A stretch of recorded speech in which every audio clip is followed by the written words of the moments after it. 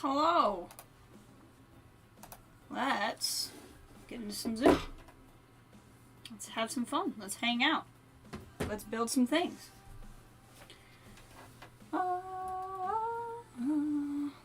Where's my new friend? Is there a way to get my new friend in the camera shot? Let's see if there is. Probably not. I don't think I can set him somewhere where he's going to be tall enough to be seen. I could put him by my son, but he's going to be too tiny. He'll just be here. He'll be here for emotional support. I'll know he's there. We're thinking. You can tell a zoo's been around for a while when it takes this long to load.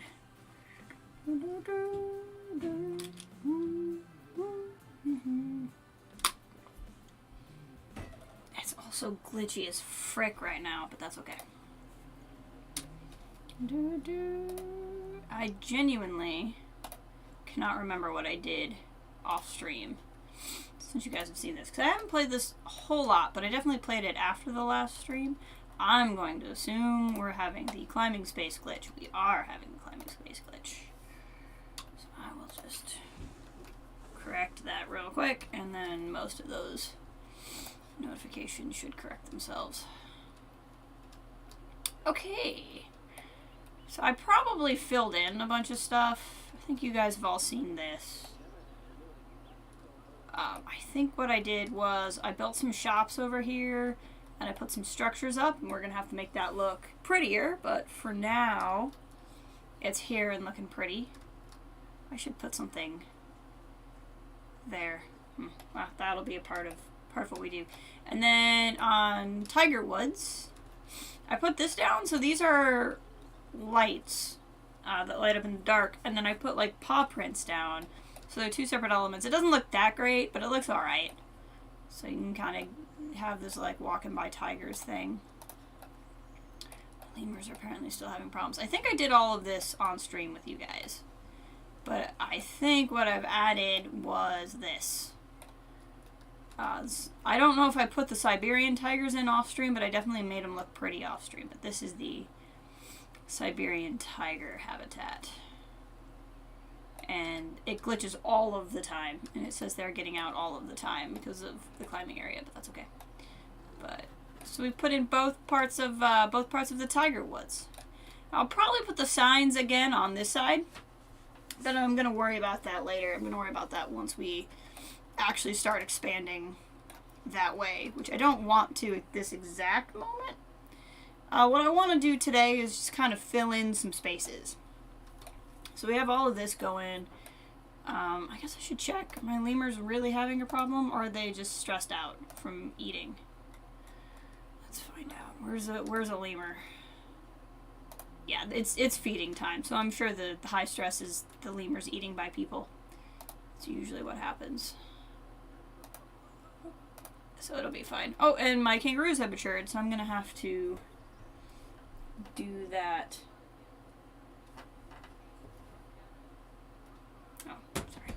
Got a text message that I thought was related to the stream, and it wasn't, and I was very confused.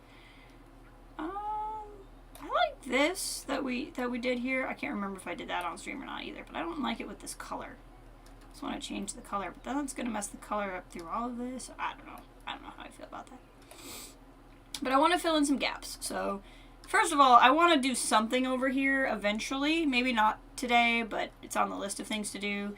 To eventually kind of like I'll probably take this staff path away, and we'll continue this path this way, and then the staff path will just connect when the path eventually goes there, and we'll build more in this direction. We can't go too much further in this direction, but we can go somewhat more in this direction. Same with this. We can largely only go further back. It might be nice, depending on how long this zoo keeps going, if I actually leave a lot here in the middle open, and I could actually put like a giant water feature here in the middle, and put like maybe like a boat ride through there or something. Oh, thank you. Django just texted me and reminded me to drink water. I need lots of reminders to drink water today. Okay, so like that's a possibility, right? We could either put like I think a large water feature. I could also build like a large mountain in the middle. We could go Nuka World style with that. I probably should just not leave the game running while I'm discussing all this. Obviously, I have path built here, so we can keep going this way. But what I want to do is, let's build the lava area. We have this lava thing going. I've experimented with this a little bit, but I want to do most of it on stream with you guys. But we can build our little lava pool over here, which will have absolutely nothing to do with any of our habitats. It won't be relevant in any way, but it will look great. So we'll build like a little lava pond here, and then put something in to spruce this up a little bit. I want to at least spruce this side up a little bit, even if I haven't built out in this area yet. And I want to build a habitat here, and I'm torn on what I want to build, because on the one hand I was thinking like Nile monitors or something, just because we have the caimans, we have the reptile house, we have the crocodiner, and the crocodiner 2 electric boogaloo. Like, we have all this going. And looking, this looks so ridiculous, but I don't even care. And then we have the Komodo Dragon. So I thought like this would be a nice area to kind of like round out reptiles. But I also really want to build a burrowing habitat, because I've only recently bought the DLCs that include any kind of burrowing. So I've not built a meerkat habitat, or a prairie dog habitat, or a... Oh, what's the other one? And I think there's 4 burrowing animals. And one of them is in the wetlands pack. It might be the platypus, but I don't have the wetlands pack. But anyway, I might want to build something kind of burrowy, maybe. I don't know. But I feel like reptiles would fit the theme here the most. Just do like one more kind of like scaly friend. But whatever would go here would also have to be very small. So that's going to be part of the consideration too. But let's start with, as the stream title suggests, with the lava pond, because I'm excited to play around with this. So here you can see there, hey Kathleen, welcome. How are you today? I hope you're doing well. I decided to do Zoo today instead of Fallout. I hope everyone can forgive. So what I did here is, these are actually light panels. It's gonna be really hard to click on them. Hold on, I have to like go in and click on them. I actually kind of want to experiment with turning them on all the time, these particular ones. I want to grab that one, have it on all the time. Do I have one more? I think I have a couple here. I'll show you why in a second. Ugh, the camera controls. On all the time. And on all the time. I think I have one more in the middle here. Yep, on all the time. So we'll have an idea of what that looks like. And the reason why I did that, and we might want to, like I said, we're going to experiment a little bit with this. Part of that is because what I discovered was at night, the water was red, but you couldn't tell the water was red at night. And I was having a really hard time lighting the water up. So this looked really cool at night. So what I was doing was taking just some of these light panels you guys seen me use before, like this, and just changing the color before we put it in. Right, so now I can do a red one, that sort of thing. But then having it on all the time will also give us a bit of a glow. So this is it's just going to be a lot of really funky controls. But this is going to be our little lava experiment, as it were. So I want to do that and that. Actually, hold on. I did that, but I wasn't thinking. So now we've added those. Which actually, maybe I don't mind that as much. I was thinking I wanted to set them to automatically on. But we don't really need the red on during the day. At some point I'm going to have to do some animal management too, because some of my animals are getting bigger. Where's the... I see it. I see it. It exists. Oop.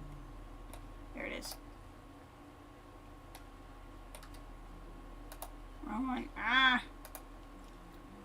I wish there was like a cycle through objects button. And maybe there is and I just don't know about it. I'm having a hard time finding this one because it's actually set on top of... Okay, so I think what we're actually going to do...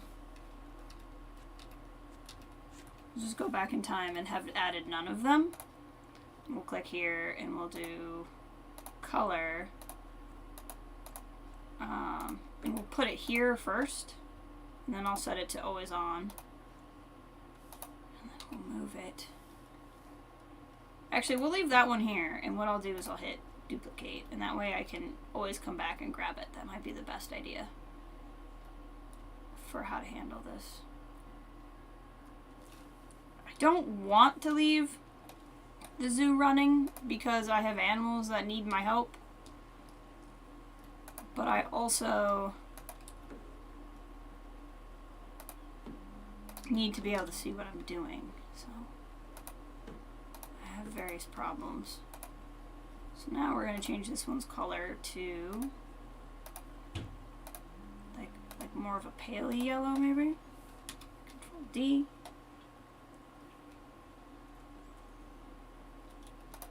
And we'll just kind of... It's going to look a little wacky from above for us, but, you know, most of the people at the zoo aren't really going to be able to see it. They're going to be looking here. Which means they're not necessarily going to see the glow either, but that's fine. This is all about experimenting right now. Oh! Okay, okay. See, that looks pretty cool, I think. That looks pretty cool. Okay, so then if I click here, do one that's like solidly orange, and duplicate. I don't think these all went on automatically on, but I think that's okay. It was an idea, but I don't think the idea was working quite the way I wanted it to work. So now, what this does is, if you're standing... Actually, we don't have to guess. Let's do explore mode. So if I'm here at my zoo... The problem is like, from this angle, it still doesn't look like lava, right? I need, like, more red glowy light there. So even though this looks cool from above, it's not really doing what I want it to do. So then what we'll do is we'll go into construction, decorative light, click on this. I need red. I need red glow. Like that. And then we're just gonna duplicate it like we were with the other ones. And then...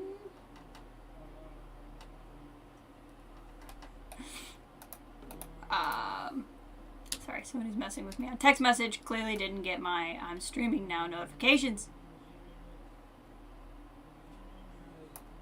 We're gonna do this. Wrong, where's the one that... Oh, hold on. We will reorient. There we go. There we go. There we go. So Kathleen, you will be happy to know that today I got my 3rd COVID shot. So I got my original 2 about a year ago, actually. And then I qualified for my booster while I was 3 days into my quarantine at home for having Rona, which was very helpful. But then what I decided, because I'm going on my trip next month to Star Wars Celebration, I was like, if I got my booster when I was originally eligible for it, I would hit 6 months again when I was on my trip, which obviously would be better than nothing. Like, it wouldn't be unuseful by any stretch of the imagination, but I'm like, well, then I'm at, like, the tail end again, right? I mean, like, that's not true. They say what happens is it's, with the shots, it's not that they're not useful after 6 months, it's that they start going down after 6 months, right? So, like, the shot is fully effective, really, for 6 months, as I understand it. I'm not a doctor. And then at 6 months is when it starts teetering down. So I was like, well, why get it? I was like, I just had it. And again, I understand having it isn't a substitute for a shot. And I'm not a medical doctor. Do not take advice from me, is what I'm trying to say. But, I was like, I got a fresh reboot on my antibodies. I'll wait. And, so now I'm 3 weeks from traveling, and I will be freshly boosted. That is not even close to how I want it to look. I mean, I guess it doesn't really matter. I keep turning the very wrong pieces. There we go. So yeah, and thank you. I'm glad you like the lighting. I'm trying. Now, what I was trying to do, I don't think that's going to do anything for me here at night. I was hoping it would glow, like, more obviously red than it is. Do I need it to be a darker red? Like, where am I going to get an ominous... Let's just try moving this one so I can figure it out. How do I get it to, like, ominously glow red? Right? Like, that... You don't see that and think that's lava. So anyway, I literally just got it, like, 2 hours ago. So if you see me going like this during the stream... That's why. I want a deep red glow. How do I accomplish this? Some other options, I guess. If I use this one, there's just gonna be so many light pieces in here. It's gonna be ridiculous. See, the thing is, like, I can use the dark, I just don't think it's gonna glow that bright. Hence the whole it's dark thing. I mean, that's literally the difference. Okay, well, let's give this a whirl.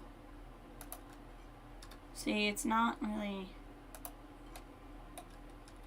doing anything.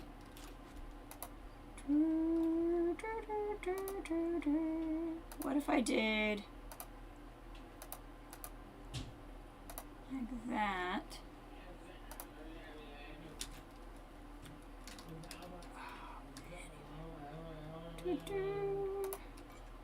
See, I'm thinking what it is that there's so many other pieces that the lighting is just gonna overpower the other lighting I'm trying to do. So what if I took some of these out? Right, like this one's not doing anything. Some of these are just like the normal white ones that I put in first. And they're probably overpowering everything else. I don't think I need those. Oh, see, that's much better. Look at that. That's much better. It's still not red like I want, but it looks better, I think. I'm more into that.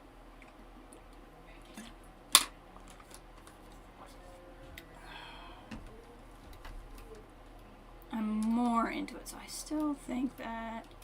So I have like the red pieces in here, right? I can't really see in here as much. I wonder, do I need every piece that... like, some of these are overlapping, so I probably don't need, like, every one of them, right? So, like, if I took those out... And then, like, you saw there, this is where I was trying to make them, like, an even square, and I don't need to do that. Now, how does that... Ooh. Drunk camera. See, that looks much better.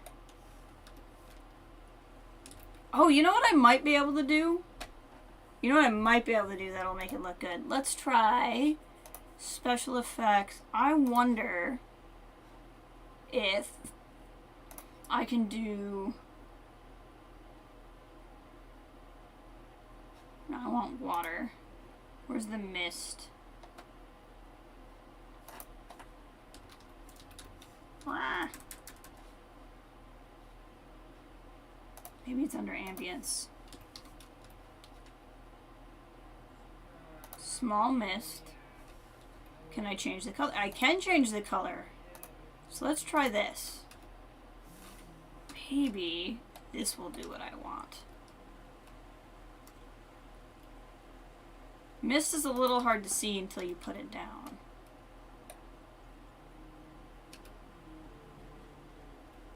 I don't think it's doing anything.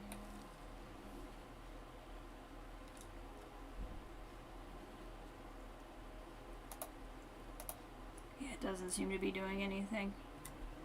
Maybe because it's dark out? What if I switched it to day? Would we see the red mist? Yeah. So you can see the red mist in the daylight, but it doesn't shine at night for some reason. I don't mind it there, because I think it adds a nice ambience. But I just can't get the water to glow at night, and that's what's bothering me. I want to be able to do that. But I might just leave it be, because I mean, that's not an volcano-like color, right? So I think I might leave it be for the time being.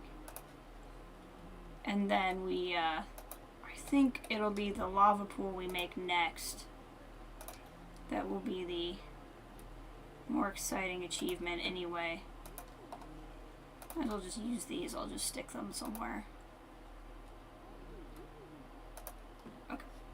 So let's quickly do a little bit of animal management. Hey, Ray, welcome. How are you?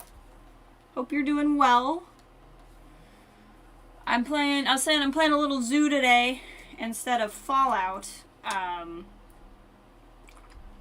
Just because I was feeling the need to zen a little bit more than Fallout, but I still wanted to stream today. So here we are. We're working on some really cool effects, which I'm excited about, but I think my animals are getting out of control a little bit here. Yeah, see, like, this guy's grown up. So we'll release him to the wild. The next time I get a tapir baby, I may want to keep it and release the parents. Release the parents. I think, why? Okay, lemurs. What's the problem? What's the problem, lemurs? Stress. It's not space? Yeah, no, space-wise, you guys are fine. So it's just because you have a very popular habitat. Boa constrictors are largely fine. I think they only like 2 and not 3, but I think they're okay. The terrapins are going crazy. Okay, these guys are going to be unhappy because they prefer... That's not what I want to do. That's what I want to do. They're overpopulated. We'll do the same with our... some of our scorpions here, because that scorpion's going to have more scorpions anyway. The iguanas only like having 1. I had to get my peacocks way under control. They were way overpopulated. Erlen's here! Welcome! Welcome! How are you doing today? Yeah, we had, it's not a rainy day here, but it's a cloudy day. Which makes sense, considering we're stately neighbors.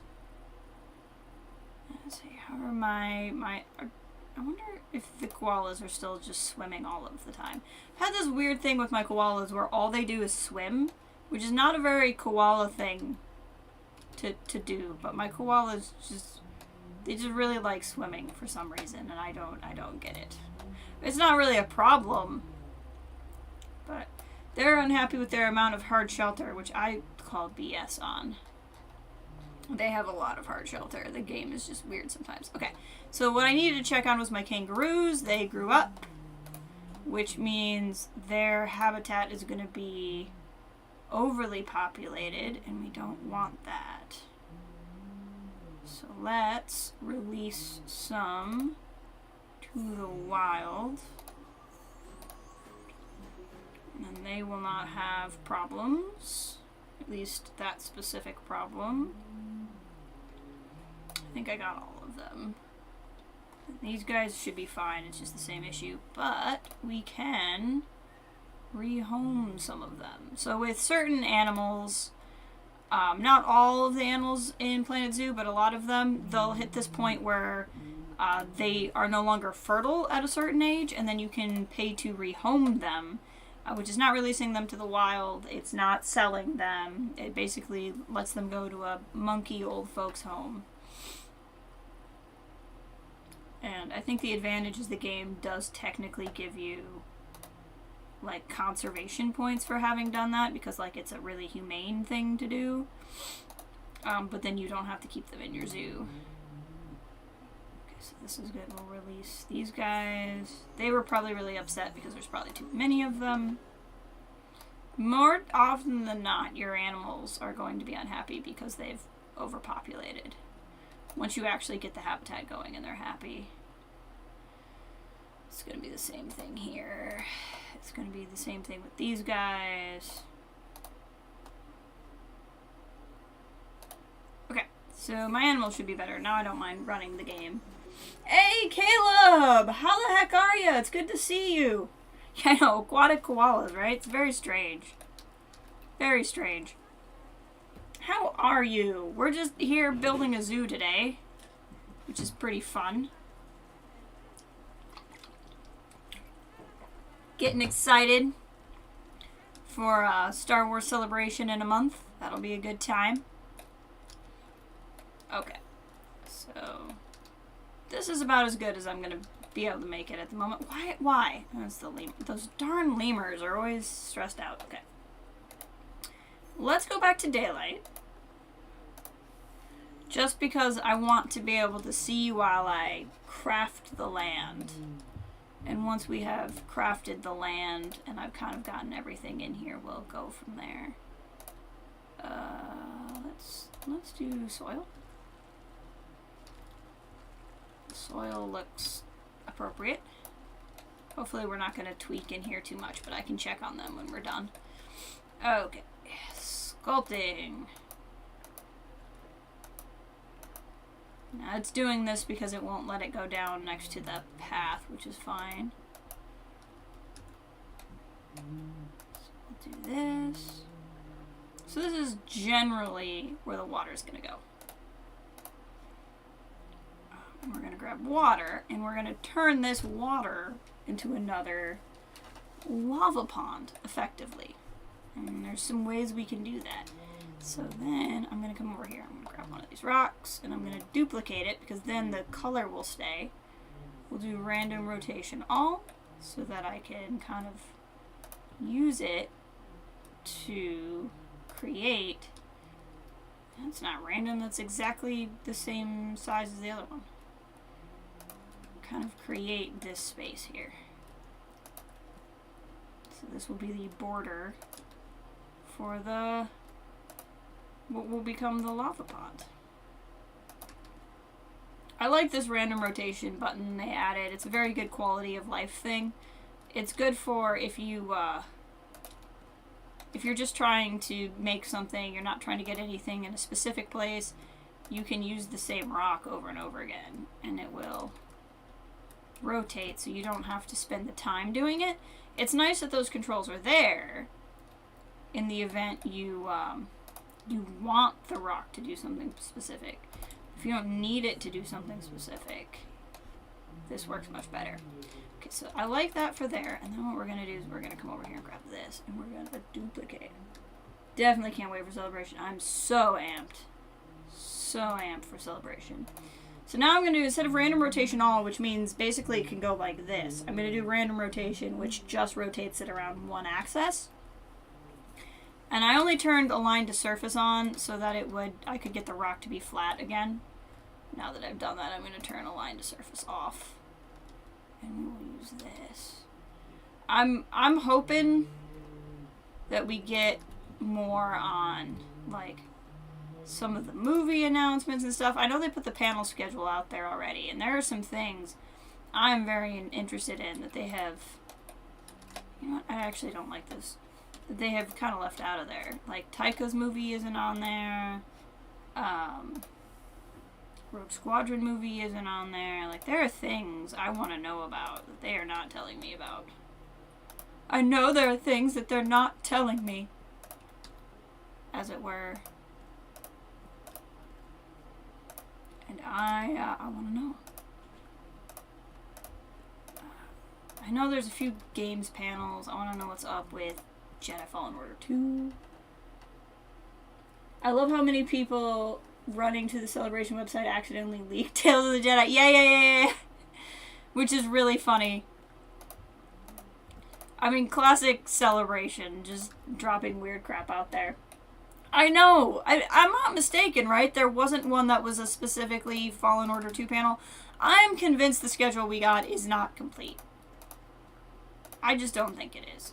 And unless they are really trying to scale it back because of the Rona, I don't think it's complete. We'll put something fancy here. We'll put like a statue or something. Alright, so there's the rocks. There's the rocks doing rock things. Living their rock life. And what we're going to do is we're going to click on the body of water. And we're going to... Oh, my freaking arm. And we're going to click on red. And we're going to do... bubbles all the way. Not like that. Yeah, like that. We'll add a little bit of baby mist. And the baby mist will be yellow. Alright, how much does this look like lava? That's pretty good! This is pretty good. I mean, there's probably some tweaking we can do there. But overall...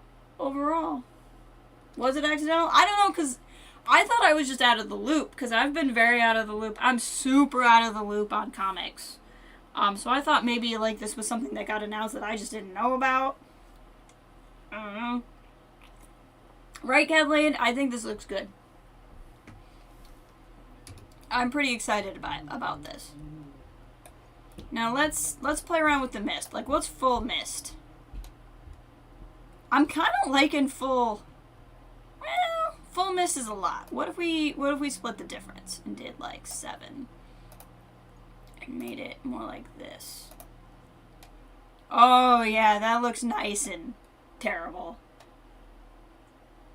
I would be concerned with all the tiny children going near it. I mean, thankfully it's just fake lava, right? But we'll put a safety fence up. We can be responsible and put up a safety fence. I think that looks pretty good. I think that looks cool. I'm a fan. Okay, so now is the time. Now is the time for these rocks. I mean, I'd seen the logo floating around for some time on leak websites, but nobody knew what it was. Nice to hear we're actually getting more animated content. Yeah! Well, especially because that's the panel, like, that panel's going to have Filoni at it, right? I'm remembering that correctly. So that's...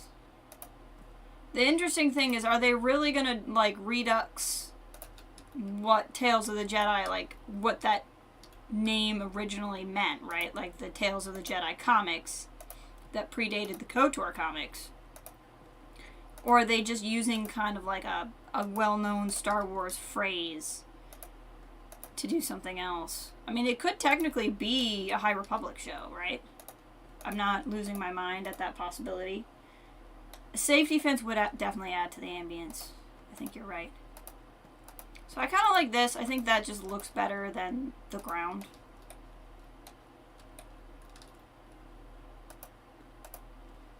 Don't particularly like how they release Celebration information. They should email ticket holders first and then post it on social media. Yeah, or at least do it at the same time even.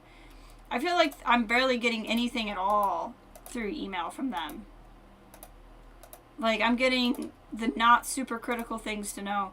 And like, I'm trying to like read through. It's basically the same system as 2019, right? I don't care if those rocks go in there. Like, I'm not... It's good, like, the lottery system and everything's working pretty much the same way. It seems. It's just hopefully better because they're not inventing this system 5 minutes before the thing starts. Kind of like that. I feel like it still needs something. I just can't figure out what it is. I don't know what it needs. I just know it's in need of something.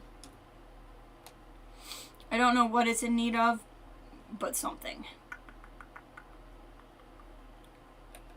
I'm wondering if...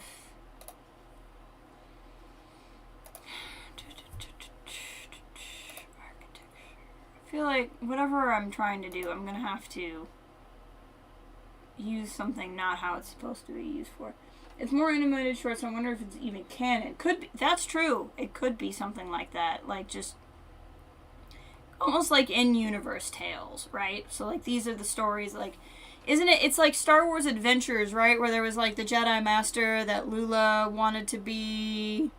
And then there was, like, all of that kind of a thing. Like, I feel like you could do something like that. I wonder if, like, sinking something like this would give it... No. I'm trying to think of something I could put in there that would, like, give it a more lava-looking texture, but I'm not sure we're going to be able to do that. I could do a geyser. I absolutely could do a lava geyser. What I found out, though, the problem with geysers is, so, like, we have these here. We have these little vents, and they look cool. But at night, because, again, for whatever reason, the game won't let me light water very well. You can't even see these at night. Like, these have lights on them. I tried. I guess I could try... Like, if I put a spotlight on them, if I just slapped this down, like, even just putting, like, light on the water, you can't see the water. So, like, we could do the geyser, and it would look good during the day. I'm just worried it'll just look really shadowed at night. I know, it really bums me out. I wish there was a way to do it. And that was the same problem I was having with trying to light this. So, like, making this look like lava at night is going to be a thing. Maybe that's just what we should move to, actually. Let's try to figure out the night lighting problem. Because, like, see, you can't even really see the mist. So let's... Instead of... and this was one of the things I was thinking about. Instead of having, like, ground, if I did this... and pick something that we could change the color of. So, probably like a... Oh, this might work. Opaque glass.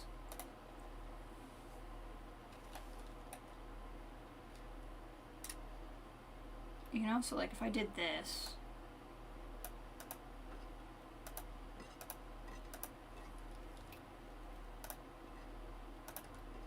along the bottom. I have no idea if this will even work, but I'm trying to think if I did something like this. This is going to be, I hope this strobe effect doesn't bother people, because it's going to be a lot of me going back and forth between night and day. Moon night style. See, that makes it look brighter red underneath. I really like that. Now the problem is if I do this too much... Oh, that doesn't look bad.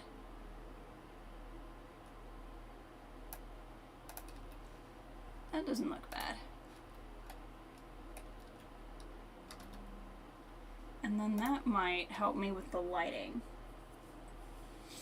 Love Galaxy's Adventures. I wish they wouldn't... Yeah, I know, they kind of faded out on those too. Those were really good. I was showing those to my cousin's kid, because he got, like, obsessed with Darth Vader. Thoughts on Andor apparently getting cut down from 5 seasons to 3. I didn't even know it was up to 5 to 3. I wonder if they changed the amount of episodes a season.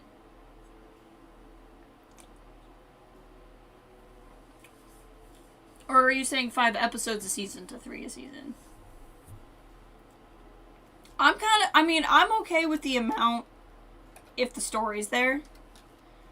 Because, and I know that's kind of like a cliche answer, but like, they know how much story they have to tell better than I do. One season has 12 episodes. Oh, yeah. I mean, 36 episodes. I mean, you can't do a 5-episode show well these days, I think, unless you are really going to commit to the, what's the word, episodic nature of it in general, or, do this so I can always have it, or you have it, like, really planned out ahead of time. But, I mean, 36 episodes total for Andor, and the reason why I say that is because it sounds like they're going to have him meet K2 really early. And I don't want him... I don't want him, like... I don't know. I just feel like if they're going to start where he's already, like, that far into the Rebel Alliance, like, we know how this goes. We know it ends with Rogue One. I think this is above the glass plating. It is. That's not what I want. Okay. So we're gonna come over here. Having the light on will probably substitute well for back and forth between day. Okay. I have that. I have the light. It does absolutely no lighting whatsoever when I do that. Which means the opaque glass that I have put there is really opaque glass. So maybe I want to use a different material. Maybe that's what I want.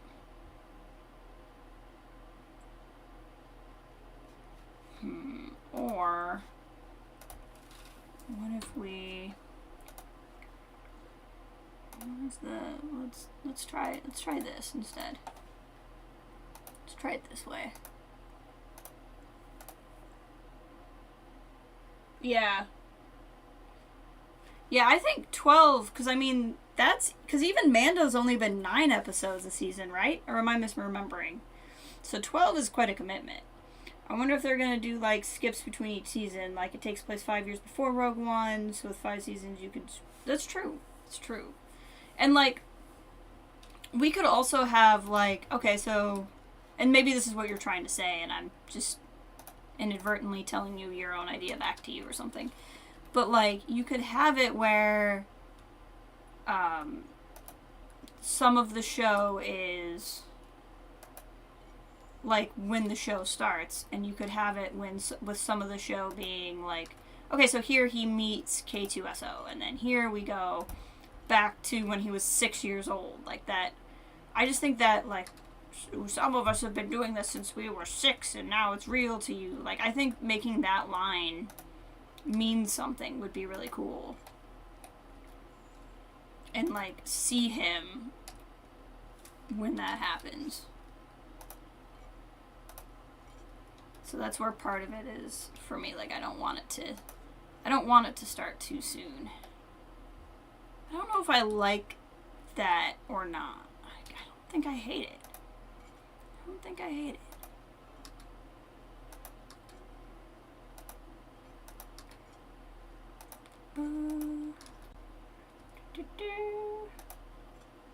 See, that was below the glass, I think. I'm learning that the effect that I'm trying to do is... This game is just basically not made to do what I'm trying to get it to do. But we're gonna keep trying. We're gonna find a way to get it there.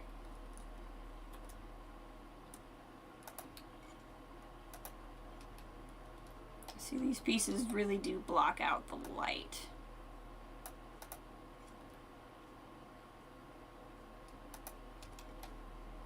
I don't mind the light peeking through a little bit because then it looks like actual melted rock spots, you know?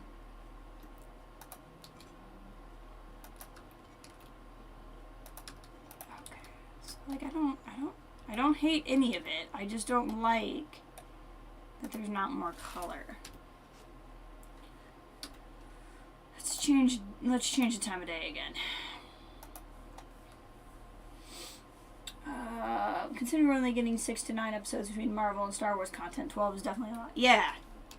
And hey, if they want to do 12, I think that's great. Because if on the flip side, like, Bad Batch had 20, didn't it? Or something like that. It was closer to a more traditionally length American series.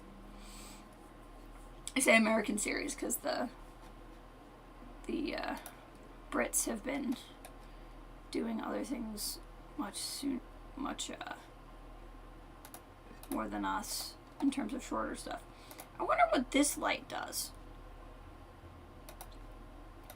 It says LED. I wonder if it's brighter.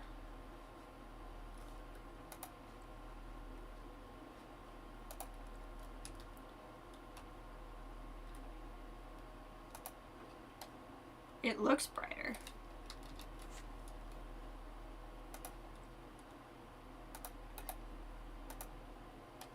And this has some potential.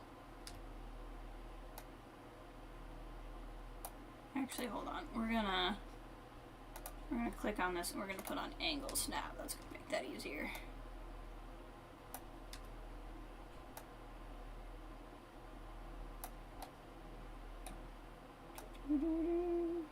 Wrong arrow. There we go. I don't want you up out of the water.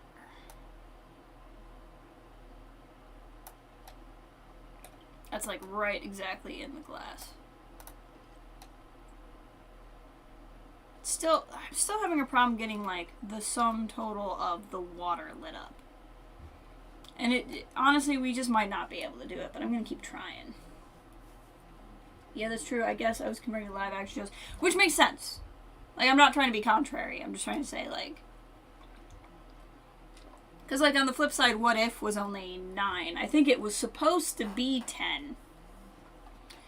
But it was only 9. I wonder if the antler ones would look really stupid. Because they would create...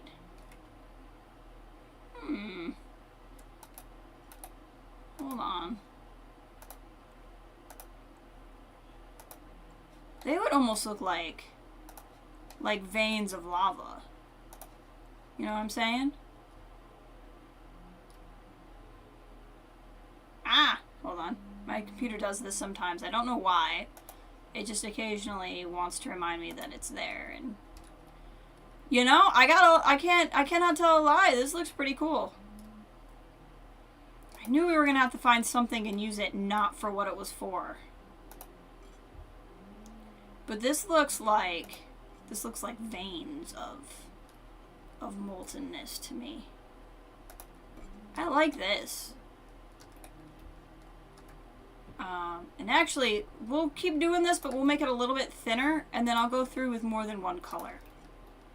I think is what we'll do next, too. Yeah, they had a whole Gamora episode that got shifted to season 2. It apparently wasn't finished. Yeah, that is also what I heard. I didn't think I would either.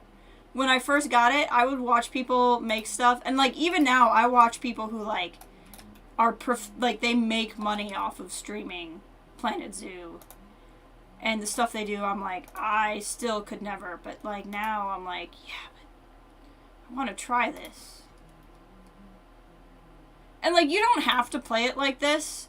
You can play it. Like, I'm playing in sandbox mode, so I never have to worry about money. I never have to worry about, like, having the resources to do anything. Typically, when you would play in a franchise mode, you have to, like, research all of this stuff and things, where I'm just, like, dropping in. Like, the whole point of playing it the way I'm playing it is to do weird stuff like this. But when I was first playing it, I was playing it more in what they call franchise mode, and that's what I've streamed before, because I miss Zoo Tycoon from when I was a kid. Now this is just looking stupid, but I don't know, I'm pretty excited by it too. I wish I could get something more orange, but the other oranges I've picked look more yellow in the light. Now what we gotta look at is see how dumb this looks in the daylight. But I don't know, I'm kinda into it. This doesn't need to be there anymore. And it got the water to glow, which was my primary concern. Let's go to explore mode. You still can't see the mist, and that I'm just gonna have to give up on. Because you can't see the mist at night, for whatever reason. I mean, it looks like fake lava, but it is fake lava. Like, I think this is okay. Never understood why they didn't just delay the show until the Gamora episode is finished. Like, they could just introduce your character and... Yeah, I don't know. Maybe it's because they, like, just really wanted to get a show out there. Because, like, Mando was already delayed, and... They were probably like, it'll work. I don't know. I would have liked to have seen that. I'm glad we still get to see it. Okay, so that doesn't look too dumb in the daylight. Now, part of that is... If I told it to stay on during the day, would it look less dumb? No, there's no difference. So it's just going to look weird like that during the day. But it's also going to have the mist during the day, which will help block that. And again, the idea is if you're standing at like this level and looking in, you're not going to see it. So let's build a fence. Let's figure out how we want to do a fence here of some kind. Now, the one thing you can do, the cheapest way, and by cheap I don't just mean money, I mean the easiest way is we could just go to this. Let's just see what the game gives us. You know, I could just put in the game railing. I don't really like that. I don't think that's interesting enough. So let's go to construction. I've learned a lot from watching other Planet Zoo players too, that like the most interesting fences are usually taking something that's not even a fence and using it as a fence, which is kind of cool. What's something that feels very, like, right next to lava? It's not bad. This actually would look kind of cool. I'm actually not against that. So what if... I feel like that would be a cool railing on top of something. Insects. Oh, that's kind of cool. Rereading Master and Apprentice in preparation for Brotherhood. Awesome. I'm trying to get finished up with a, I'm reading one of the NJO books right now. And I want to finish that so I'm done with it in time for, Brotherhood. It's the 8th, right? That it comes out? Oh, I can change the color on this.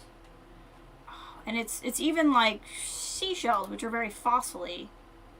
So, like, I could do this. Oh, I kind of like that. I kind of like that. So then what I can do is I can come over here, click that down.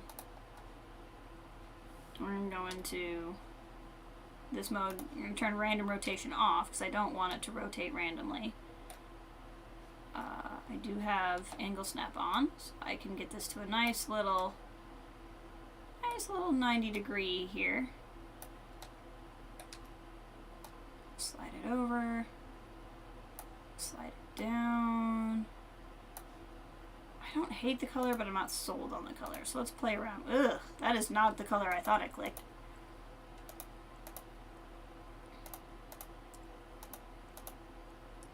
It's kind of interesting. Click around and see what I like. And no, I think that might be the best one. Okay. So we'll do this. And then I'm going to hit Control X. And just kind of keep making it. I have to admit, I'm so excited for that book. You've ordered 3 versions! So it's probably like a like the regular one probably, a Barnes & Noble one probably.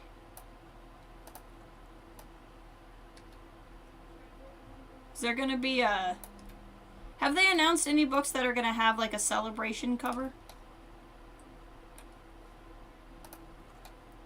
It's probably too early to hope for Secrets of the Sith. Just finished rewatching Rebels and I'm going back and rereading all the Thrawn books in preparation for the Ahsoka show.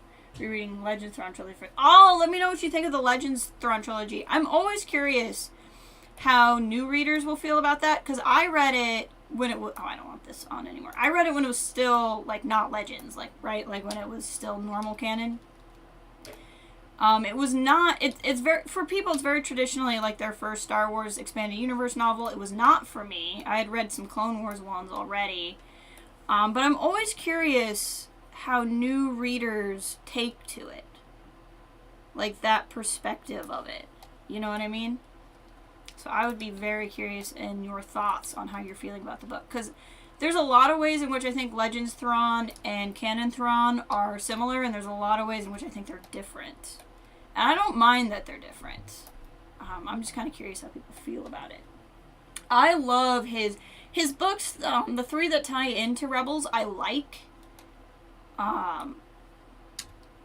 Like, I enjoyed my time reading them. I have good thoughts about them. But, like, his Ascendancy trilogy, oh, some of my favorite stuff Zahn's ever written.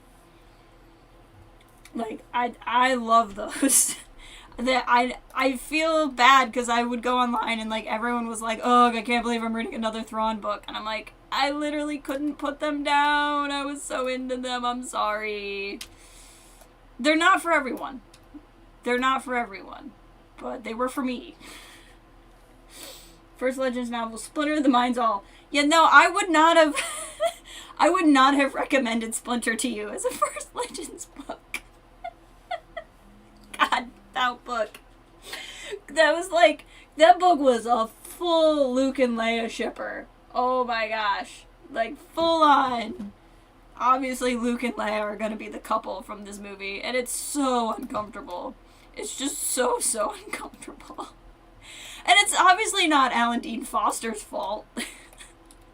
Like, you can't blame him, but that doesn't make it not uncomfortable. Oh, man.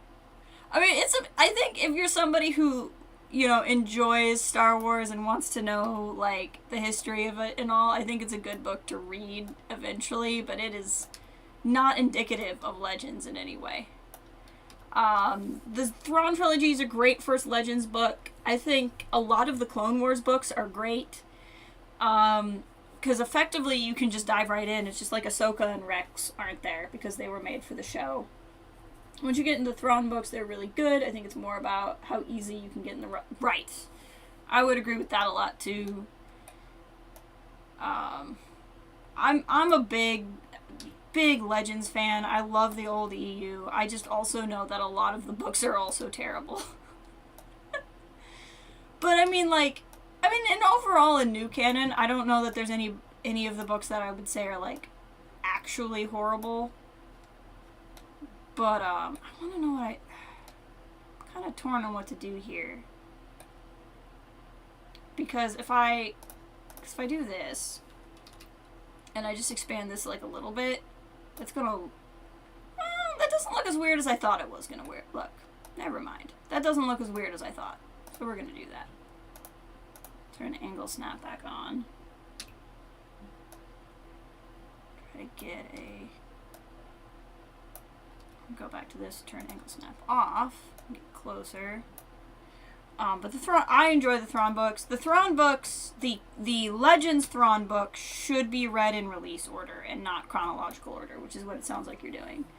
And they largely are in, like, release order in chronological order are almost the same. It's just Outbound Flight is the earliest book, but it was the last book written.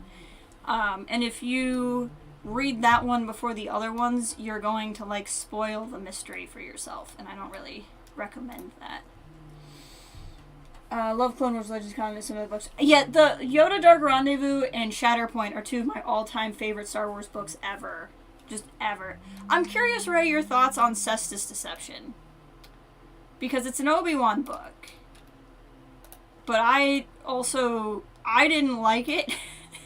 And I thought Obi-Wan was not written well in it. But I'm very curious if you felt the same way.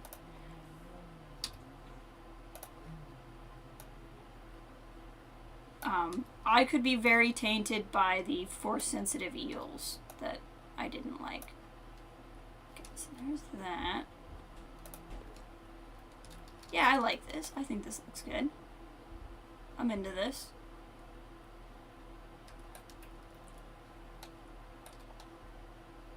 And then here, I don't particularly care how super good it looks because I'm literally just doing this to make it match. I'm not doing this for any particular kind of benefit. Yeah, he wrote immediately after episode 4, Luke and Leia being siblings wasn't even a twinkle in Lucas's eye yet. Yep. Pretty sure he was still planning on 12 movies at that point. Yep. Remember those Choose Your Own Adventure books? Those were fun. Oh, yeah. Is that, are those the ones with, like, the Chiss guy in it? I always intended to read those. The only Choose Your Own Adventures I've read are Cavan's. But I always wanted to read the Clone Wars ones, and I never got around to it. Not for any particular reason. I wasn't, like, against them or anything. It just didn't happen, you know? I think I have to reread the Cestus Deception again to give you an honest answer, because it's been... So, like, Cestus Deception, I did not care for, because there's, like, so... And understand some of this is just years of me not liking it, and so I'm only remembering the parts I would complain about. But, like, it was the one where there was there's this bounty hunter lady who was at one point in time in love with Jango Fett, and then she fell in love with a clone of Jango Fett, because he reminded her so much of Jango Fett, I guess. And there was a point where they were in love and they went to consummate it, and they went into a cave, and while they were doing, the Force-sensitive eels flopped up out of the river and, like, flopped around them because it was so beautiful or something. I swear it's in this book. I swear it is. It's probably gotten worse in my head over the years, but it was not what I wanted at any point in my life, and I was at an age where I really didn't want it. I didn't want to read that, and I was just not into it. So much of the book is tainted through that memory. Okay. I swear that happened in that book. I'm certain of it. I never read Jedi Trial, which is the one where Anakin meets Koran Horn's ancestor. That was one of the ones I always meant to get to, and I never did. I like the MedStar books. The MedStar books are basically like Star Wars The Clone Wars, but it's also MASH. Really enjoyed those.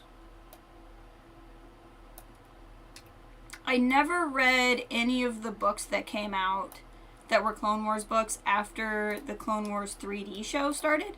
So, and that was largely because the first one was written by Karen Traviss, and I was just out. Right. I'm telling you, there were so, like, the whole point was there was this scientist who made a robot. It was like a Jedi killer droid. And they put the Force-sensitive eels into the droid so that it could fight Jedi because the eels were Force-sensitive or something. And I'm going to spoil the book for everyone, but I promise you it's fine. They got to the part, it was like the big climax, and Obi-Wan and I think Kit Fisto were going to fight the droids, and it was going to be really terrible. And then, instead, all of the droids shut down because the Force-sensitive eels were so sensitive to the Force, they felt guilty killing things. And so when the first droid killed something, the eels hive-mindedly decided that they were done and just died.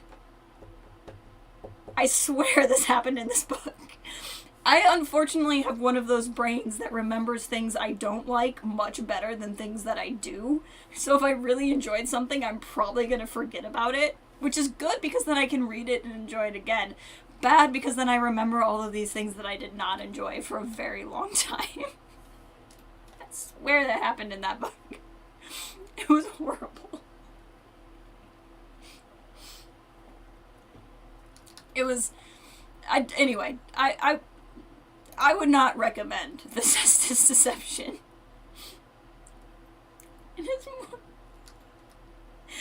It's right. Not everything needs to be canon. My favorite Legends books... Okay, yes. Jedi Quest. Definitely. I was big into... Why are my koalas about to inbreed? We should probably do something about that.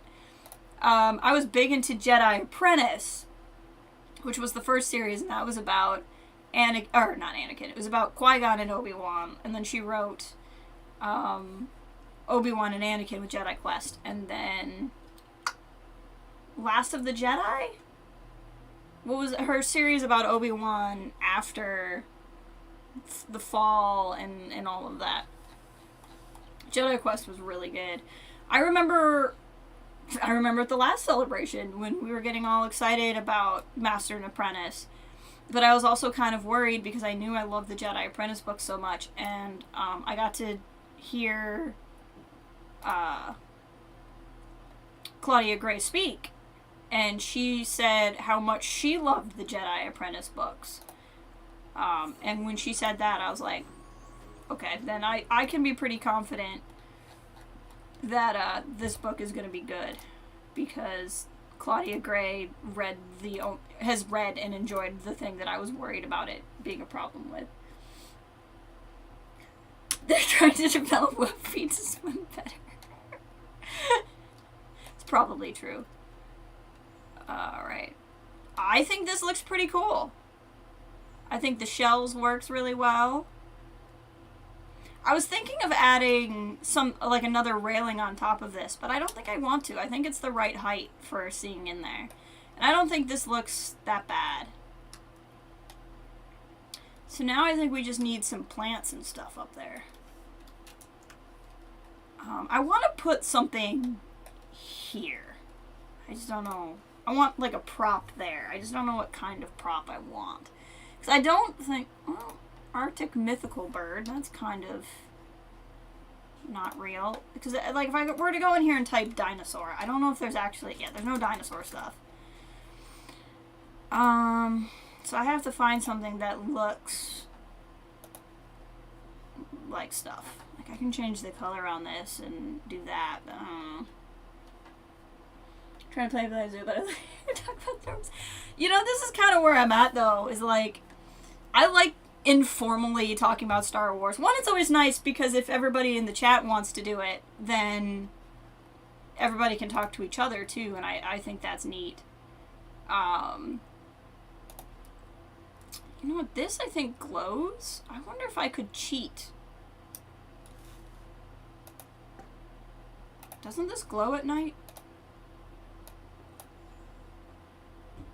Oh! Well, that's an option. I have to think about that for a second. But, like, I like talking about it all more informally. I got really, like... I don't know. Like, I don't think I would have made it when everybody was discussing Bad Batch. Because I would briefly pop online and everybody had to have, like, an opinion on, like, that specific episode of Bad Batch. And I was like... I'm enjoying the show. Like, I don't really feel the need to say, was this episode good or was this episode good? I'm like, I'm just here watching some clones do clone stuff, and it's pretty exciting. But I know I dropped off the face of the discussion with a lot of stuff. I feel bad too, because I'm like, it's not like I'm one of the folk that was like, I don't like Star Wars anymore, which is fine too if you feel that way. But I'm like, no, I've been super into Star Wars, doing the best I can to stay up to date while not being online a lot. But I just haven't had the energy to like make a formal discussion piece. Also, apparently the Last Legend book is called The Last Jedi, so technically you could say The Last Jedi is killed the expanded universe. Actually, I have that book. Where is it? It's in my... I never actually read that one. That is the 4th book in the Coruscant Night series. See, you get me talking about Star Wars books, I'm going to get so distracted.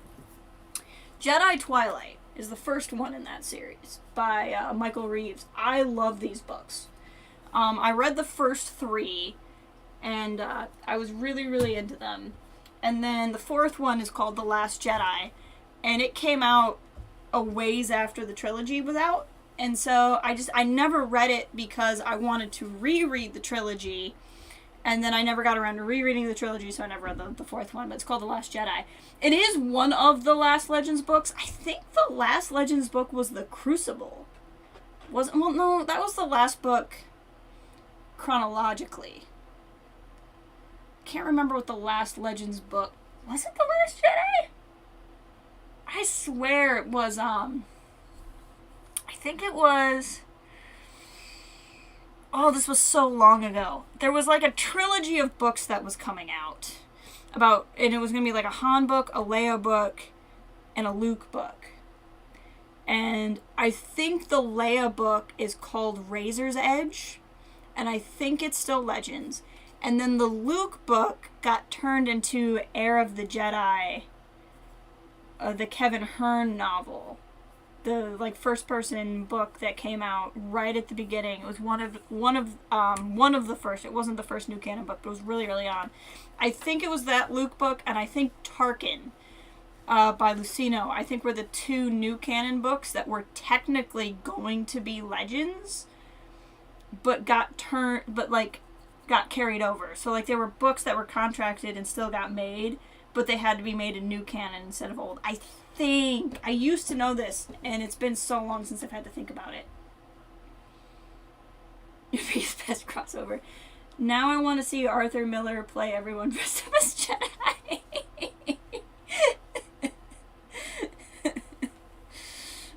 There's a lot of good potential out there for crossovers, so that's fun.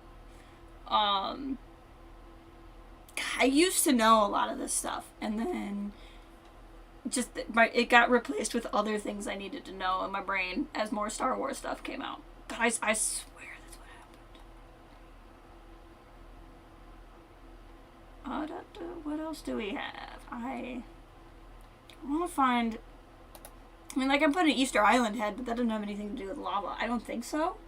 Crucible crossover.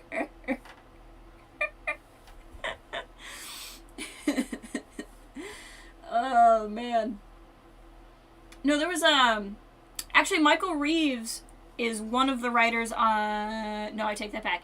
Steve Perry wrote the MedStar books. I'm looking over here because I'm looking at my books, because they'll help me cheat when I can't remember this off the top of my head. No, Michael Reeves co-wrote the MedStar Clone Wars books with Steve Perry. Steve Perry wrote, Shadows of the Empire.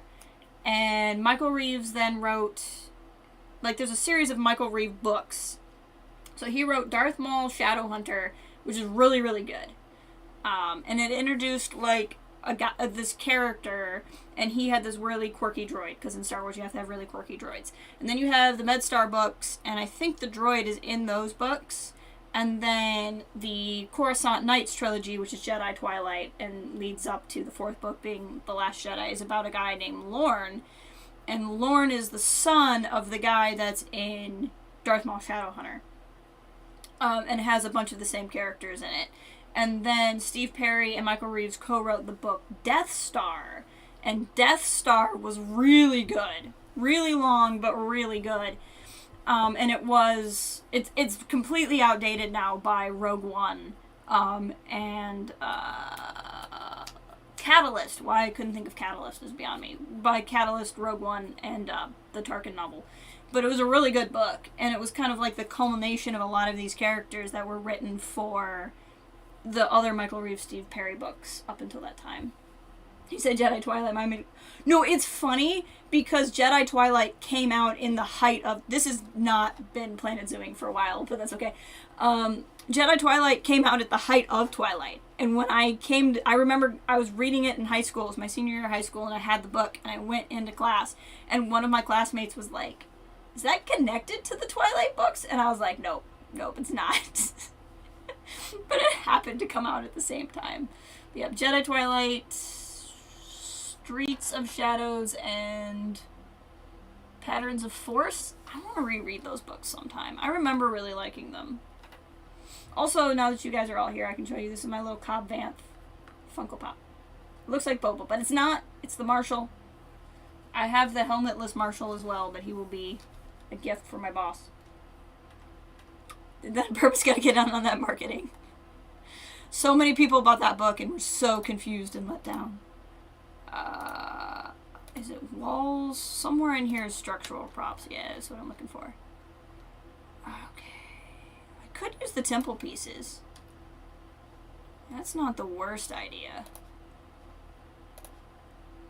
I could do that, and I could change... Can I change the temple pieces color? No, I can change the color on these.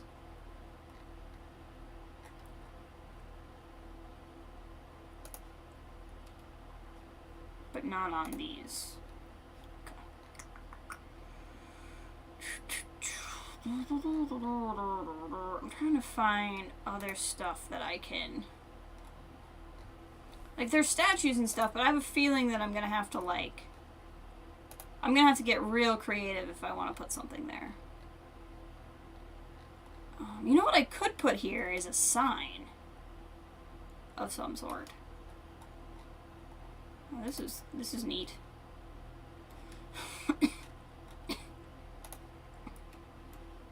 Not particularly. There's not a lot of like volcanically themed things in the game because the game just hasn't really done that.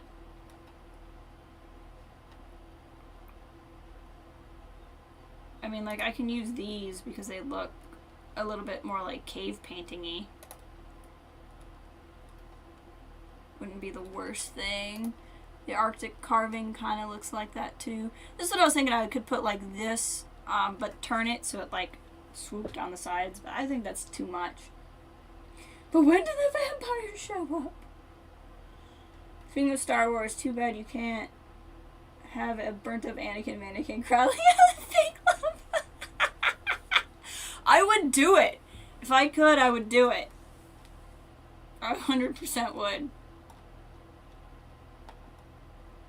I love the memes and stuff that'll just be how, like, you could tell Anakin didn't have a real childhood because he didn't grow up playing the floor as lava.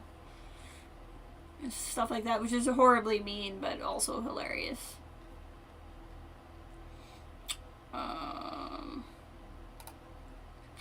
I was hoping that would be a bigger size. Stairs? Interesting. What is this? This is a rope knot? Why would I need that? Sometimes they give you pieces in this game, and I'm like, what is the purpose of this piece? What would any person ever do with it? Nah.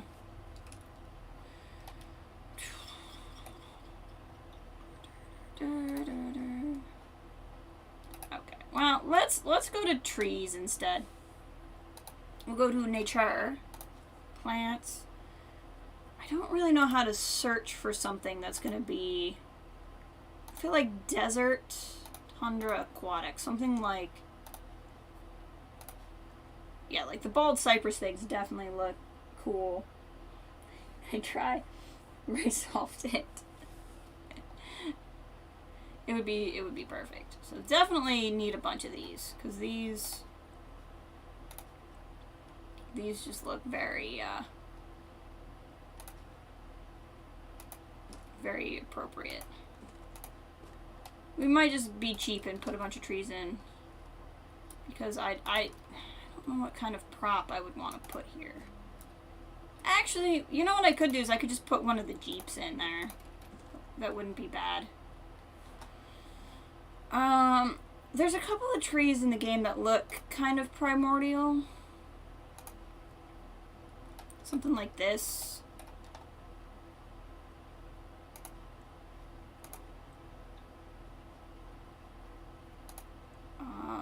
Palm trees kind of work. I think these kind of work.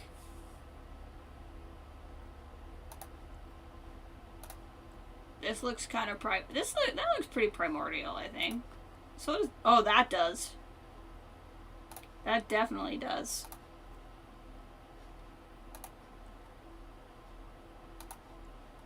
That doesn't look bad.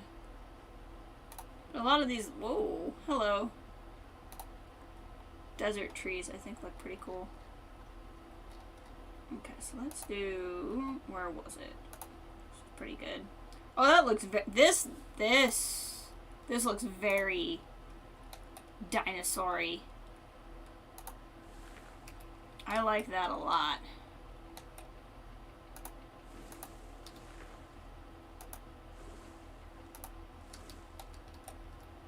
like that very much. It's got a very cool shape to it.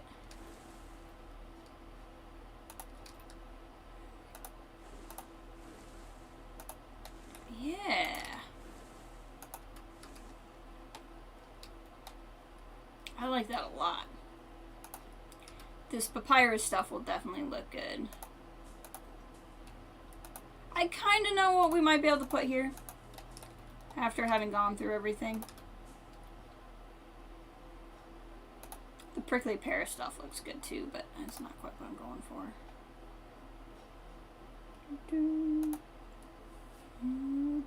Y'all gotta keep yelling at me to drink water. I was saying earlier in the stream, I got my third COVID shot today.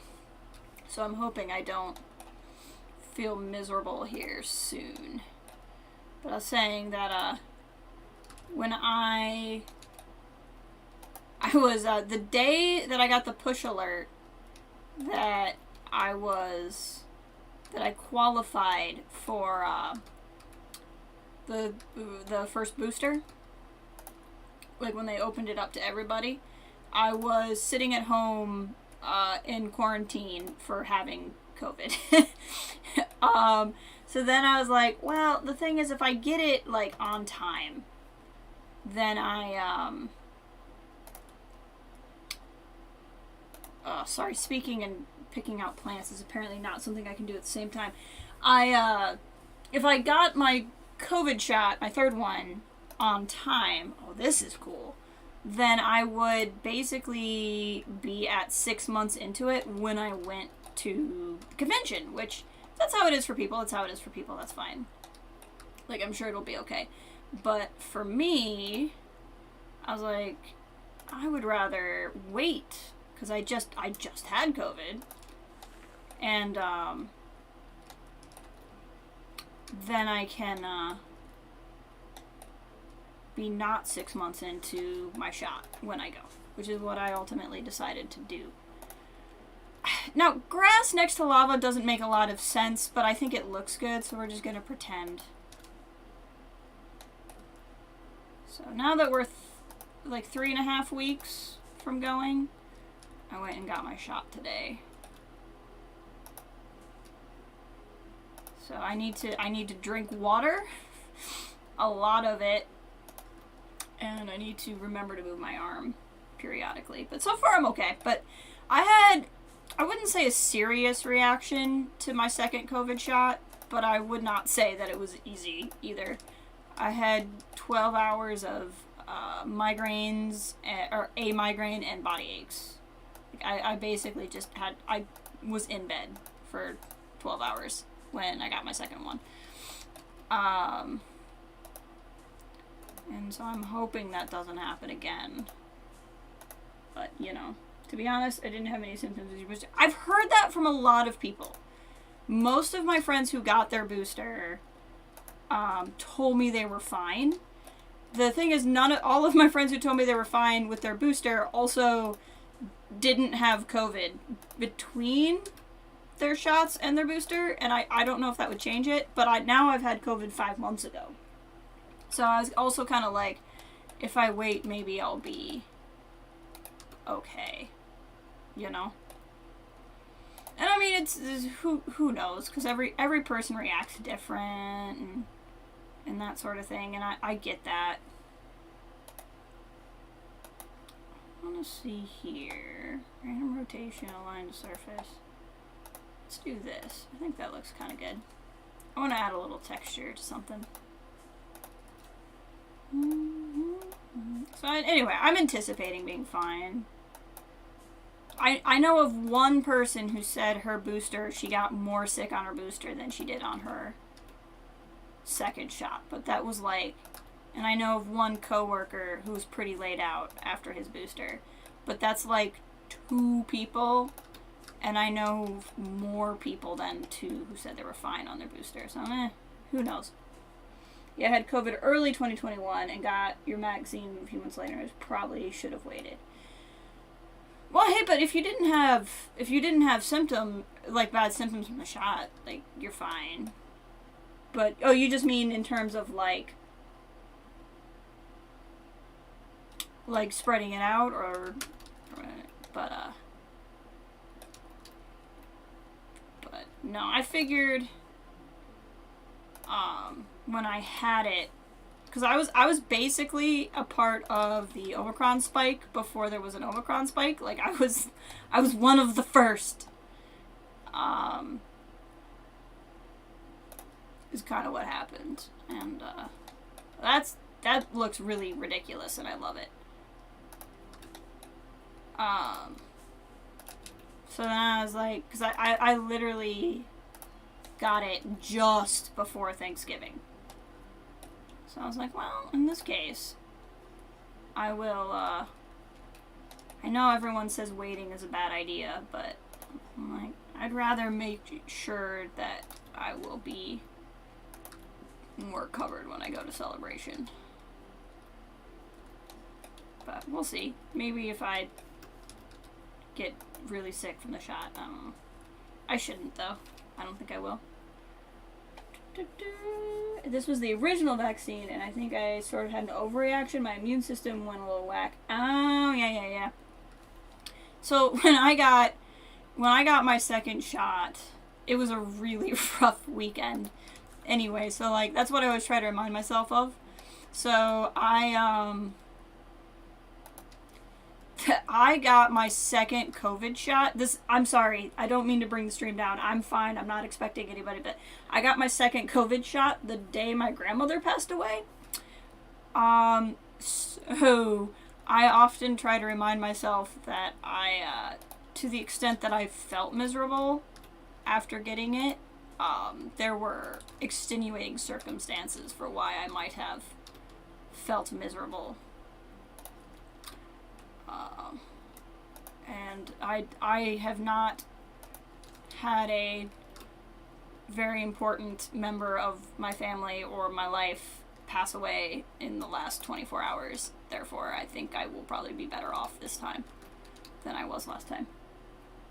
Yeah, no, it was wild. It was one of those it was a really weird season of my life, because I got my first shot largely so I could visit her, to be completely honest. And then, like, 2 or 3 days later, we found out she had COVID. And then, she got through it, but she was just tired out by it. But anyways, I don't want to bring the string down. Like I said, she was 94 years old, so she had a good long run to be proud of. Good long run to be proud of. Sassy old woman, that's where I got. If there's a sassy, grumpy part of my personality you like, it's because I got it from her. So I'm carrying on the sassy torch for her.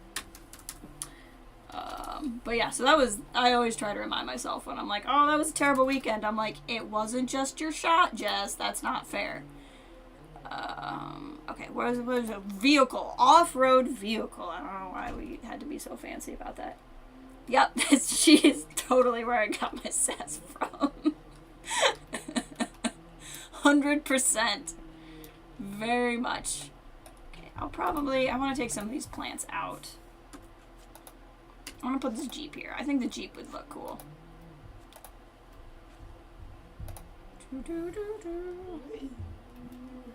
Yeah, whoop, wrong button.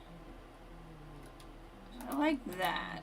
I want to tweak the colors. I can definitely feel it in my arm though. Like, not pain. Like, I'm not at a point of like, you can, like, guys watch me in real time as I figure out how I feel. Like, my arm definitely is feeling it, but it's not like bad by any stretch of the imagination. Like, I'm not at a take something for it level. What is red? What color am I? Oh, this. Okay. I'm like, what am I changing the color of?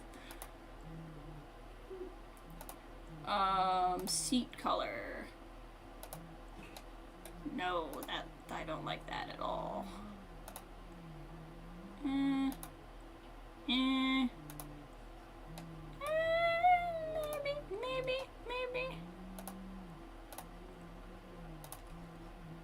I do like the Jeep as an option. I like putting these all over the place. I think they look cool. Yeah, I think that works.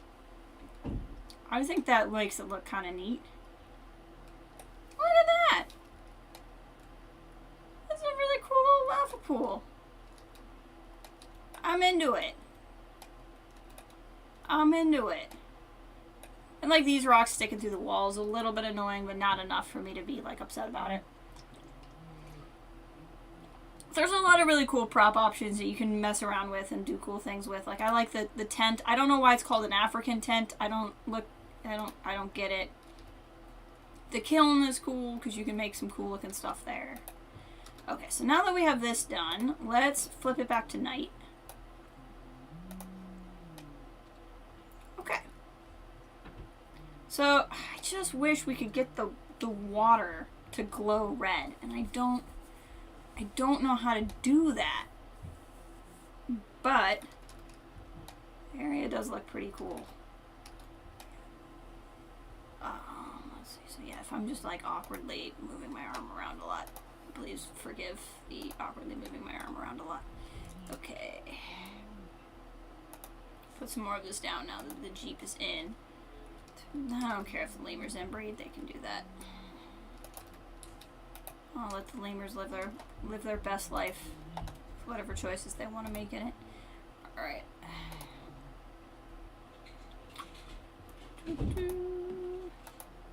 Light this up a little bit more, and like light this up a little bit more. I don't mind using the white light through here because it's not right next to the lava pool. Yeah.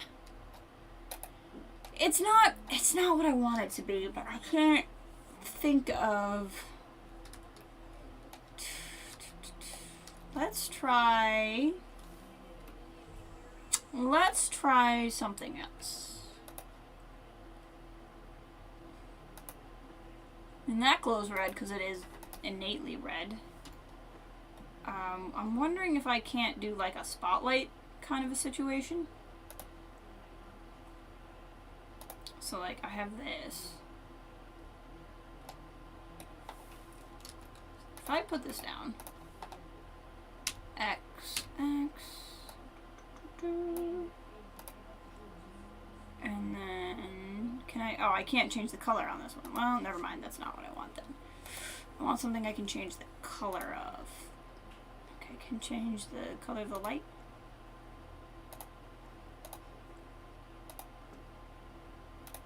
Like that.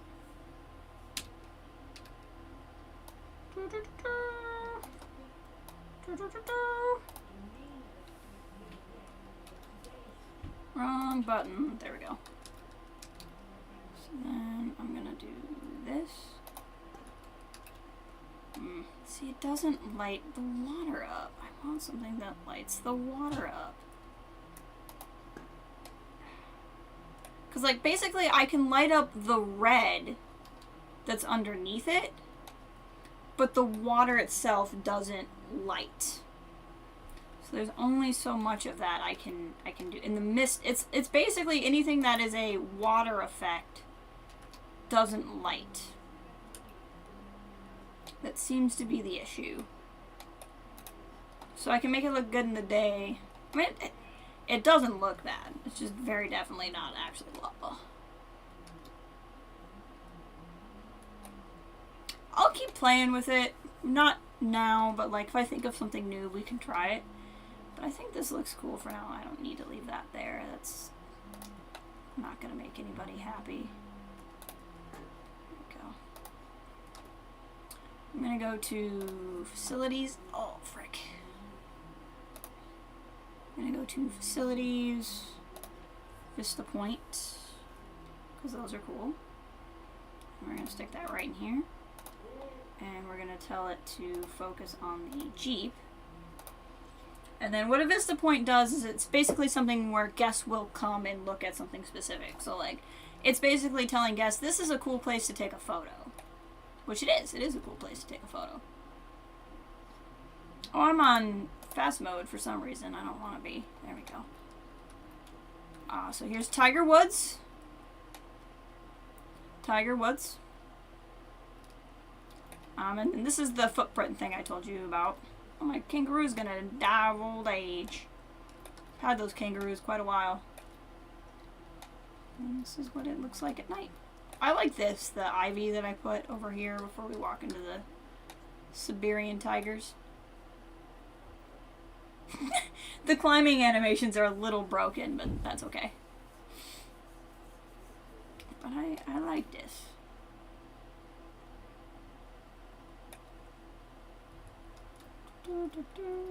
I made a little fountain area. So here you can kind of, I mean, we can try putting the lava fountains in. I know that was something Kathleen had suggested. I just wasn't sure how they were going to look. But let's try it. Let's just see what happens. Jets.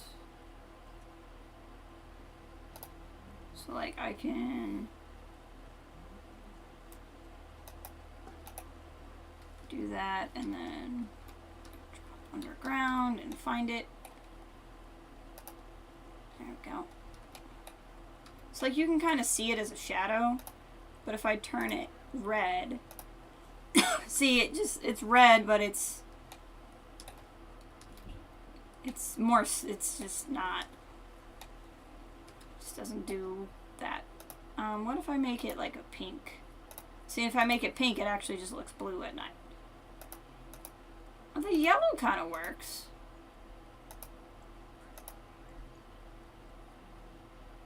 The yellow's not bad. It's just not super visible.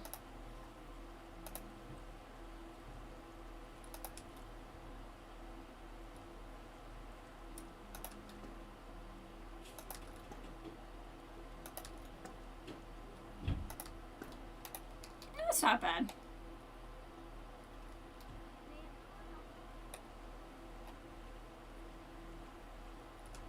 I like that. And it's a nice way to kind of like have lighting down here. So like I have the lights obviously to the left there, but then on the right this just kind of creates a glow. Let's go into explore mode.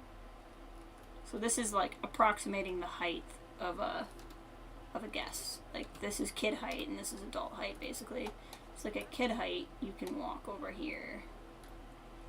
And like you can see the things, but I think that's okay.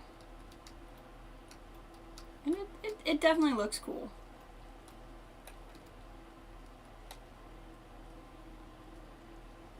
I like it. I like it. I'm here for it. Okay, so that was one of the things I wanted to do. Eventually I want to pretty this area up too, but I'm not worried about it at this exact second. Because there's a lot over here needs doing. How are my guests doing? I can't see that menu is behind the microphone.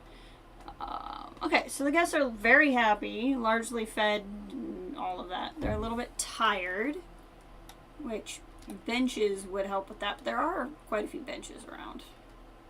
Okay, watch your eyes. I'm going to make it daylight again.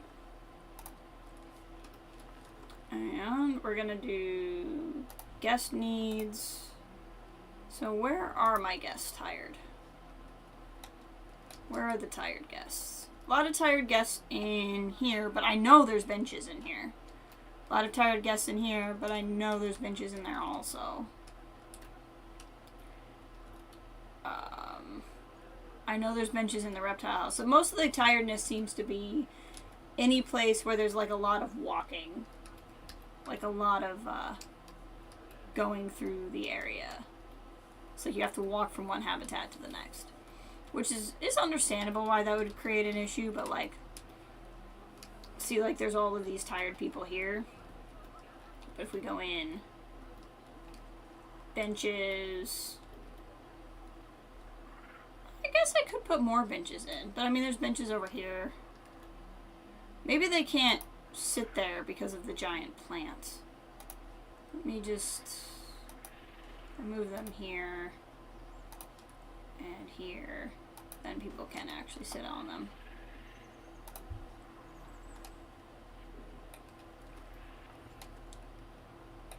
This guy is freaking exhausted.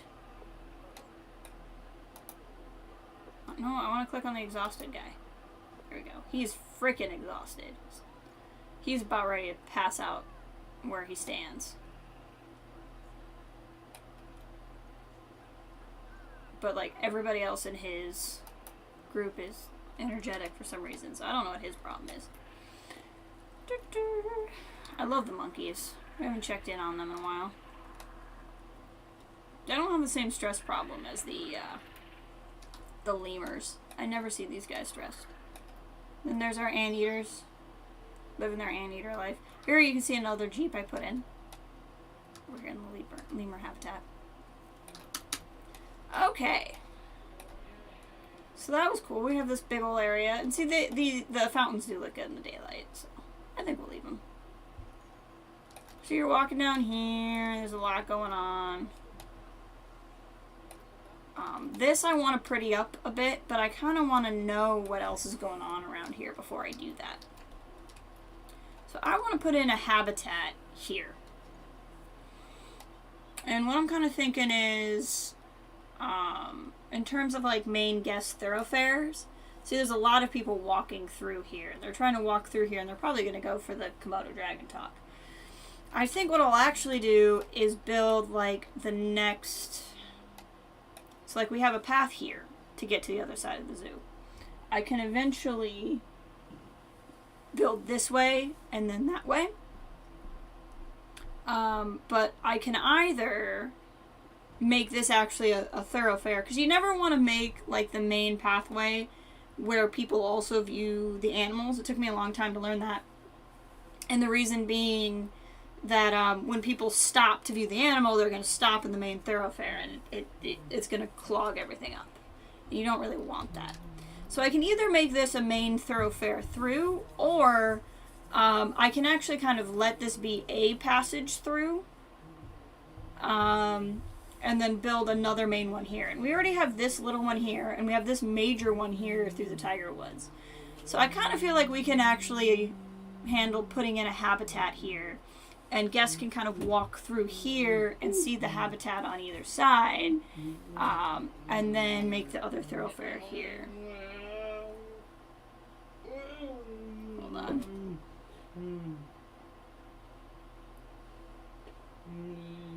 Just have to respond to this message real quick. There we go. Okay, so that's what I'm thinking. I'm thinking we'll make this a habitat of some kind. And like I said, I'm leaning towards something reptilian, because we have our caimans that I really like living here. And we have our tortoise. Our tortoise in here. Where is the tortoise? Tortoise!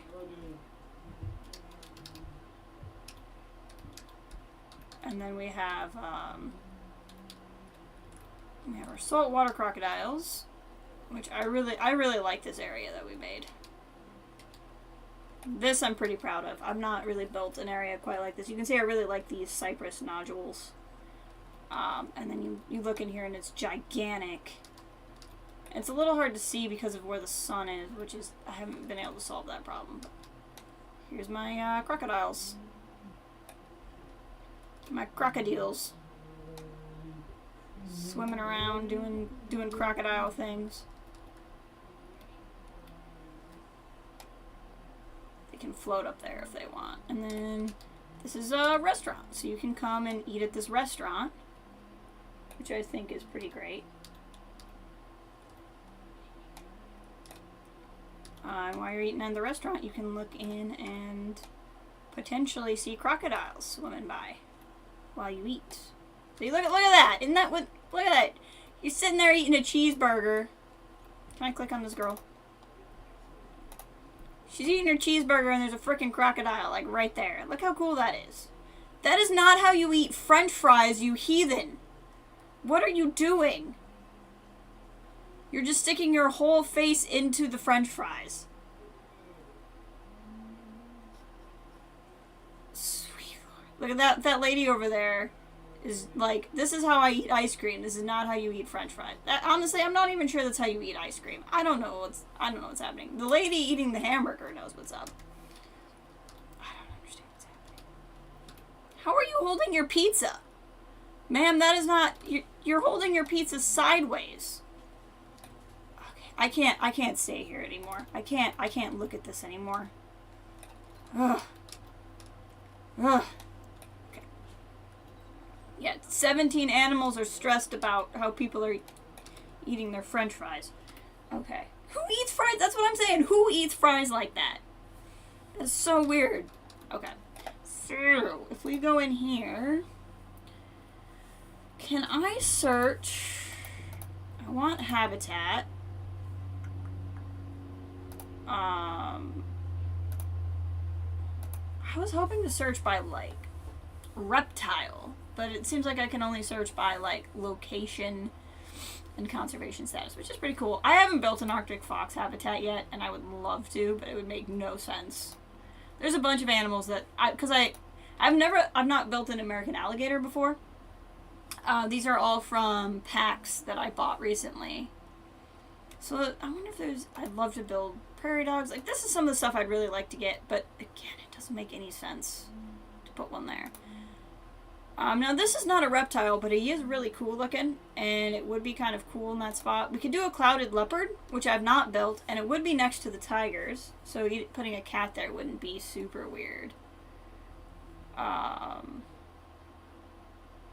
Like, there's some options. Gharials are another one. What I was thinking made sense was, 'cause I already have Komodo Dragons, was Nile monitors. I've just built a lot of Nile monitors, so I just didn't necessarily want to do that again. But it's a sensible thing to put there. So I either can let go of the idea of putting a reptile there, or I have a couple of options. Because usually, like, with some of the gatory type ones, you want to make spaces kind of like this, where you can kind of see them swim, but I don't know that I necessarily feel the need for that. Let's look at what kind of space does the alligator need? Because I've not built the alligator before. Can I not spell alligator? Is that my problem? There we go. Natural habitat. What are we looking at? 1 male up to 5 females. So if I was looking at like 6 adults and as a result like 5 kids, they would need 6,000 square feet of water and 5,000 square feet of land. Yeah, that's not enough room for that. I mean, I could just do less animals. What about...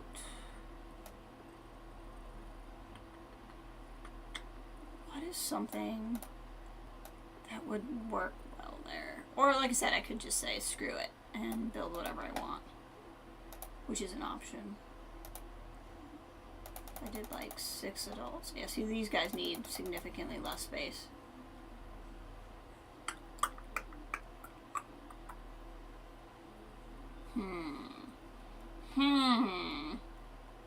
Decisions. Meerkats are cool. I've not gotten to build one of those yet. I think we can do Nile monitors. So, they like 1 male, 2 females.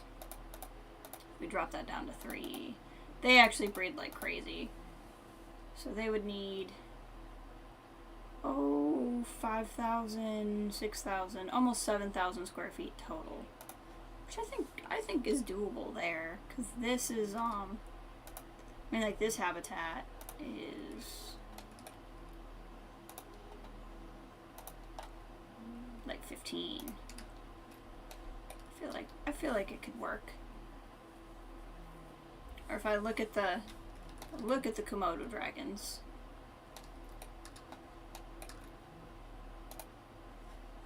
They are 13. It wouldn't have to be as big.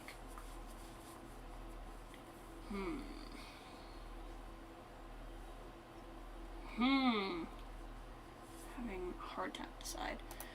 Honestly, let's let go of the... Let's look at this. What was the one where I was like, it would kind of make sense? The clouded leopard.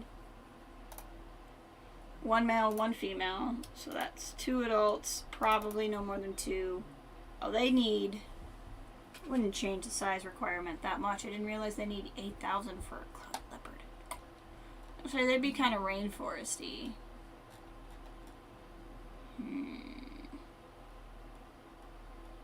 gonna spend more time thinking this through than...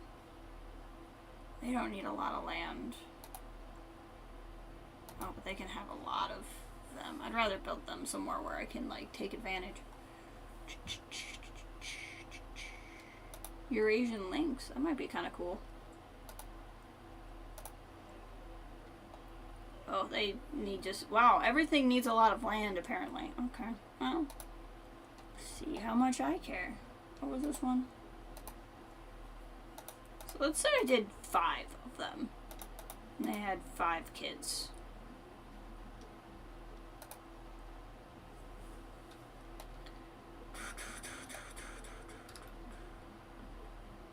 How would I do this? Basically, I could do this. No angle snap, and I don't want railing on ground path. And then we would do this. Basically.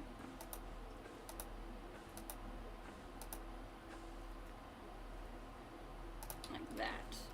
And that would be something decorative. And then you would walk in here. And then, see, this looks like it's a grid, so I can go here to the grid. And just make this a little bit thicker. Because we're going to have more people walking through here. Like that.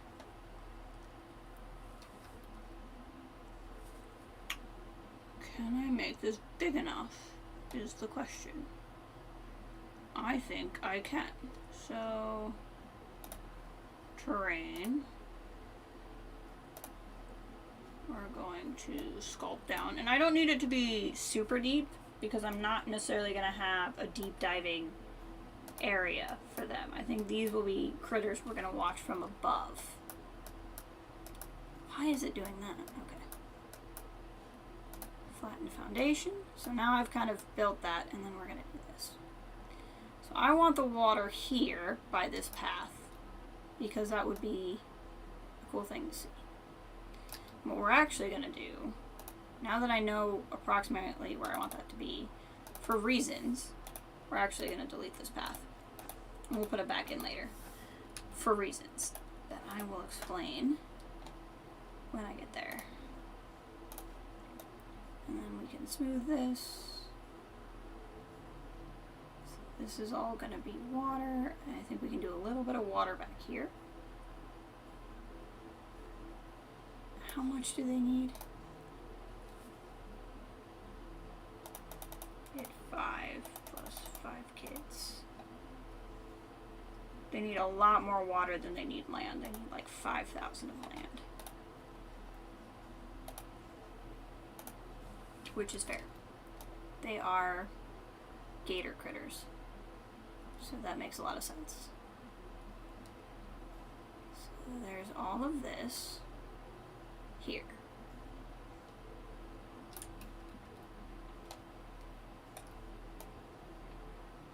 I don't think that's going to be 8,000.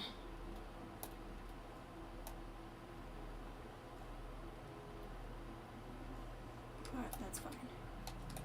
So then if I came in here and dropped some water.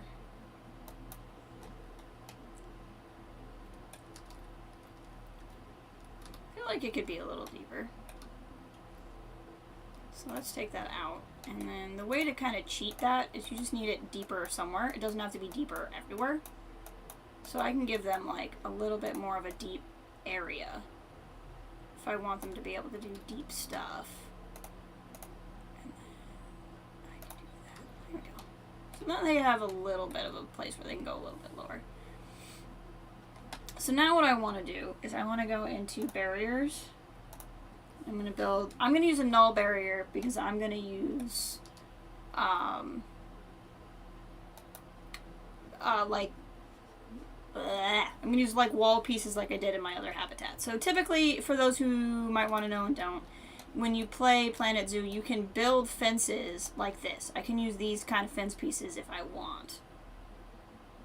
And they look pretty cool. And actually the chain link fence might be something I end up using through here. I might change some of these null pieces to the chain link fence, because that's really cool. Uh-oh. Oh. Didn't click. I got worried that... Hold on. That just scared me, so let me... It just did something weird, so I want to... I'm pretty sure it autosaves, but... I just feel like doing that. Because I got nervous. But the null barriers basically are a way of telling the game where you want the habitat to be, and then you can change, like you can have it look however you want. So I could use rocks, I could use props, I could do all sorts of things to keep it from, let's not come up there, I gotta do something about that. There's all sorts of things I could do to give it different sizes and barriers and stuff. Actually no, we're gonna keep going. We're gonna go this way. And then, honestly, we can probably make this habitat kiss up to this one.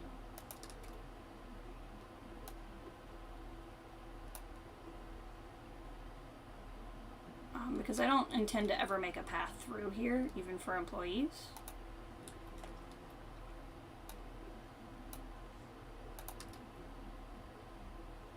So we can do that,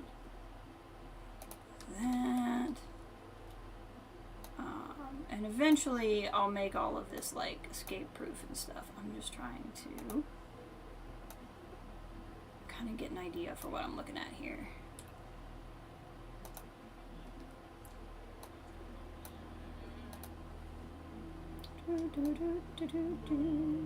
This. That didn't do, because I kind of just needed to curve that way. This. And I'm doing all of this before I put anything else in, because I need to know size-wise if I'm even remotely close on what I'm trying to do. And the problem I'm going to run into is it's going to give me dimensions that are not going to be correct, because it's going to tell me how big the habitat is, but how big the habitat is not going to tell me how traversable it is. Which I'll show you what that means here in a second. But I can do that. And the other thing that's a problem is I wanted water up here and it did not come up here for some reason. So what I'm going to do is I'm going to go in here, I'm going to take this water out. I'm going to go into sculpting.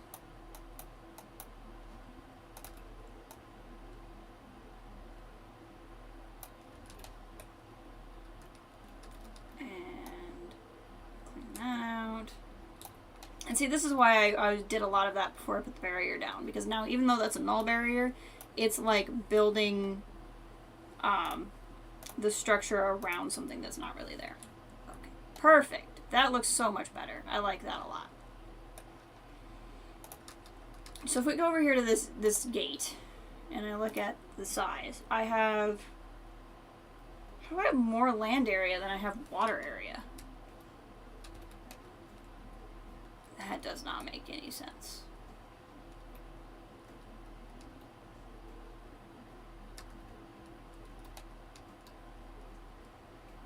Huh.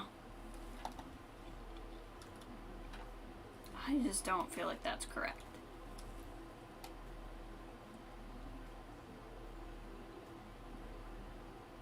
Anyway, so that's 9,000 square feet of water. And we were looking for... So this should work. This should work as a habitat. I think the numbers it's giving me are a little bit drunk, but it should work. So then I'm going to go into barriers, like that.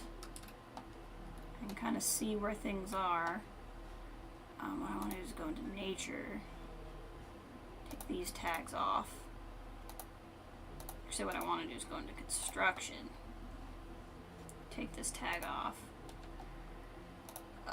Walls. The wall for like along here. I think we could probably continue this brick.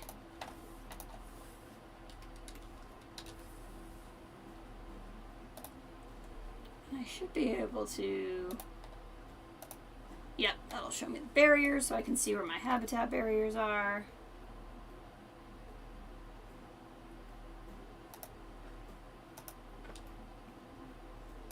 So what I can do, the reason why I want to do this like that is I don't actually want people to view the critters here. I want them to view them.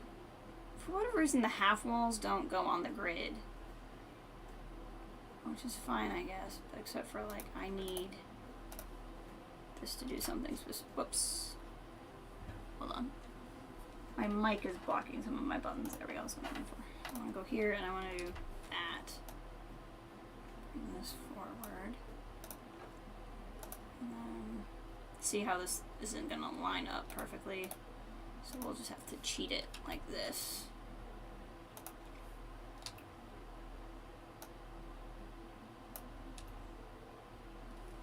Which is not how I would recommend making most of this wall. But it's what we're going to have to do at this point to make it work.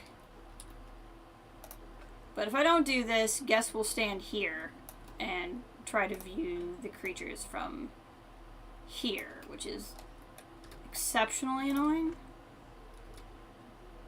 It's not really what I'm looking for. And then they'll complain that the view is not great. And I'm like, well, I'm sorry. You're the one that chose to stand next to the solar panel and be like, this is clearly where I was meant to view these animals. And I'll be like, this is not where you were meant to view these animals, even a little bit.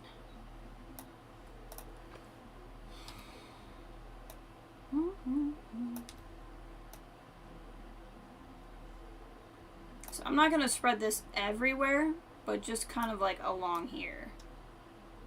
And probably around the solar panel.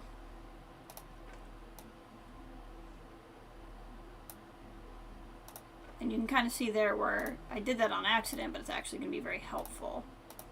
I left the path. So eventually we can pretty this up, like I said, and we will. And then I said I removed that path for a reason, and part of the reason was because I wanted to be able to put the barrier in without it. But part of the reason was like I wanted to be able to terraform and stuff without it, and part of it was because I want to make it a little bit raised. So I'm going to hold control, and holding control is going to let me make a path separate. And hold shift, which will let me control the height about there. And then I want to do this. Right, so then I can do that, and it makes a nice little ramp. And then people can walk by and look on as a little gator things swim. Which is going to be pretty cool. So they're going to be able to walk up here and view what's going on in there. And as you can kind of see, that creates a little bit of a barrier. So our creatures that we're putting in aren't going to be able to go through because there's that little bit of a wall there. So I don't actually have to keep building a barrier there. So I'm going to go into nature. I'm going to grab rocks. I'm going to pick a rock shade that I like. This one. And I'm going to basically just put like a giant rock here. And that giant rock will keep them from escaping. And we're going to do the same thing over here. Now I'm pretty sure that will also keep them from getting out, but what I can do is just do this. And we're going to use rock barriers. Now here I actually want some kind of fence. But what I'm going to do is go over here. I'm going to go into... See, the path doesn't work the work zone. So the work zone's not going to work properly, so... We'll keep up with the brick theme. I don't mind the brick theme. And we're going to go up to this path. And just do that.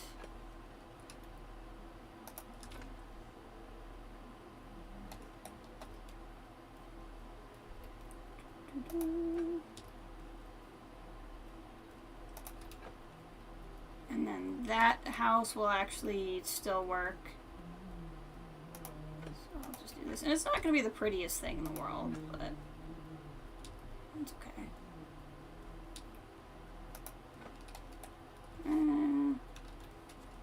What we'll do at this point is we'll go back to the half wall, which is going to be cumbersome, but good.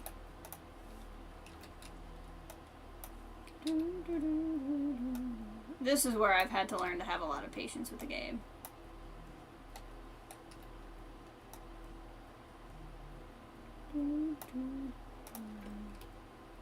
Learning the controls helps a lot, but it's still kind of frustrating. We're just going to pretend that wind generators totally work like that. You can effectively completely block them off from the wind and they will still generate wind power. I think. Now that looks a little bit ridiculous. I think we can actually kind of bring it down here at this point.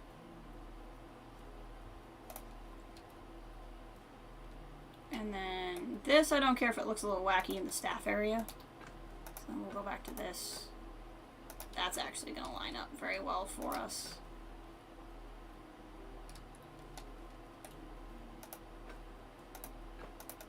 Wrong button.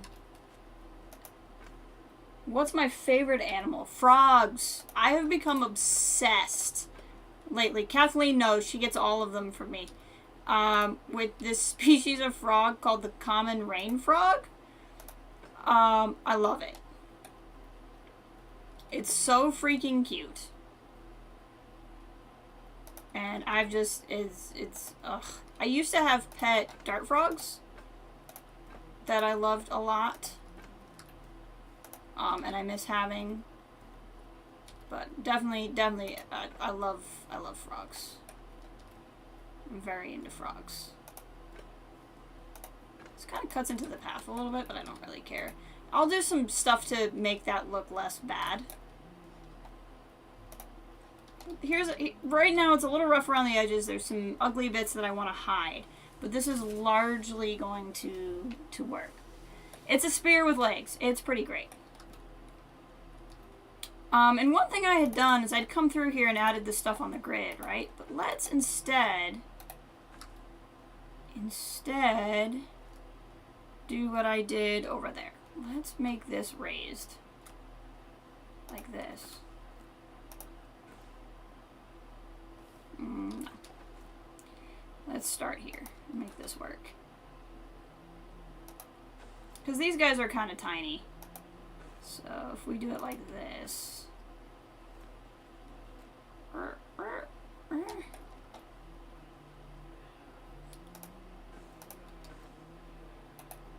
There we go.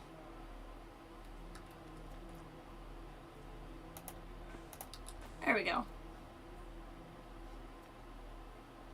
I like that. Very, very bare bones, very rudimentary. We'll find a way to make this a little bit better.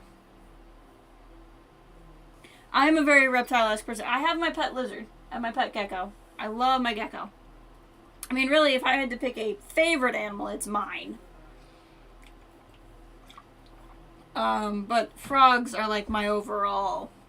I'm not even sure I can tell you there's like a specific type of frog I love more than any other frog. I just love frogs. And toads.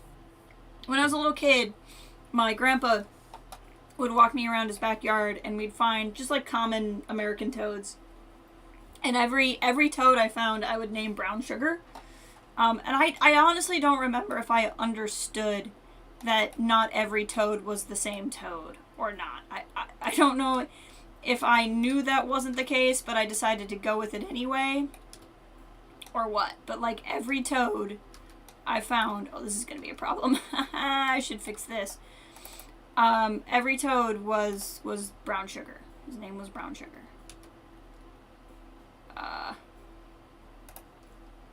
And that's just one of my favorite memories growing up. And so, obviously frogs and toads aren't the same animal, but I think it was kind of like what instilled that love of it for me. And then I think it kind of became frogs more because green's my favorite color. And I don't know if I love frogs because I love Yoda or if I love Yoda because I love frogs. But it's definitely, there's some kind of connection there.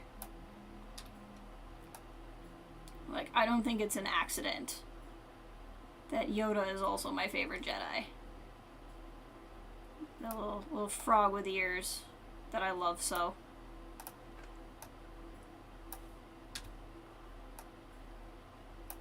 But, no.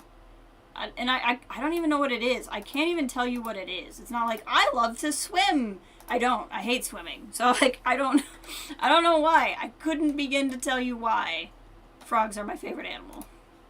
They just are. They just are my favorite animal.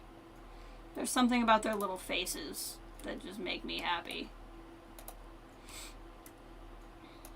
Because we pretend we care about physics here in the zoo. And I'm gonna make all of this look better too. I just want to get it to a point where I can get the animals in here, because I need to know if it's even gonna work. And once I know if it'll even work, then we can go forward.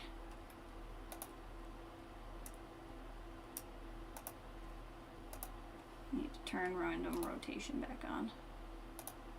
There we go.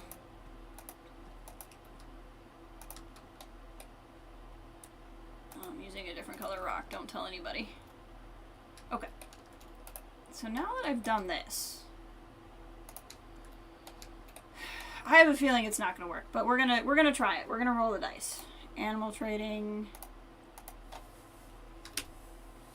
Garials. We'll grab one boy who's younger apparently, and 3 ladies.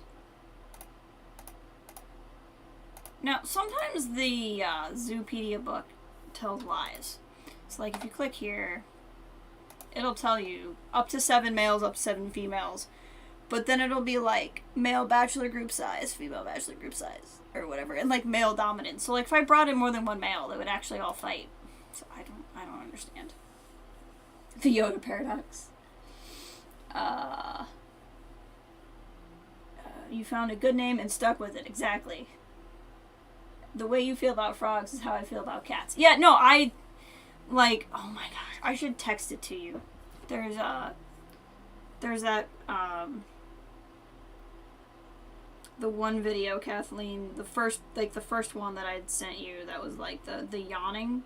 I still watch it over and over and over again. Hold on. 7 seconds into this video, I squeed so freaking hard. I'm not a normal person. Okay, so we're gonna drop some animals off in here. Pause. Let's see how this worked. Traversable area. Okay, they can't escape, which is excellent. Oh my gosh, they have enough. They have enough. That's excellent. Now, what is this giant not traversable space? Why is that not traversable? Oh, I know why. Hold on. We'll briefly take this out, and we'll go into sculpting, and we'll go into smooth. They probably can't get in and out of the water there. That is my guess. Whatever I just did broke the water, so that's great. For some reason now I can't put water in. Why?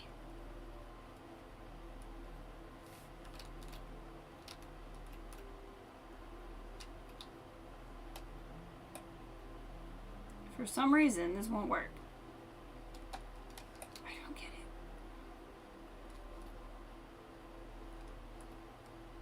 Yeah, I'm sure that's valid.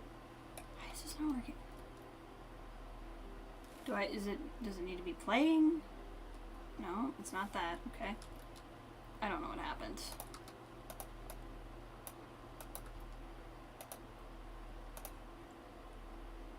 Something somewhere is not working.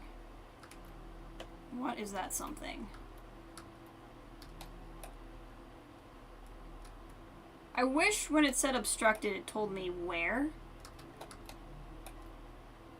I'm guessing Okay, let's try this. Now that I've broken the habitat.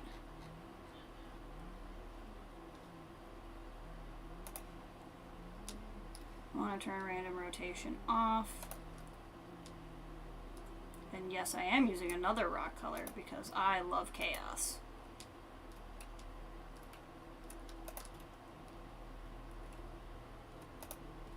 Put some...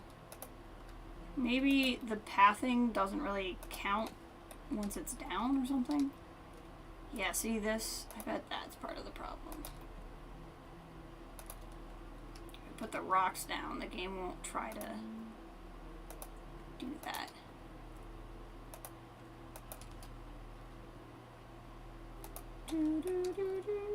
And literally no guest will ever see this, and we are very unlikely to. So I don't really care how it looks. Okay, so I did that. And let's also bring it up here. Okay. Now, let's see if that fixed it. Nope. I mean, it definitely looks like it was part of the problem, but it didn't fix it. And it would. So it's something to do with something I put in after I put the water in initially. And then I moved that, and then it broke. And I don't know what that is.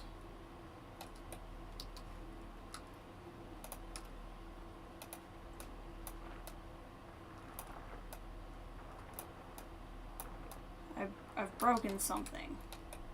And it won't tell me where. And there's no difference between calm and rough water. It's like I can put water in here, but that's very unexciting. I need it to go up here.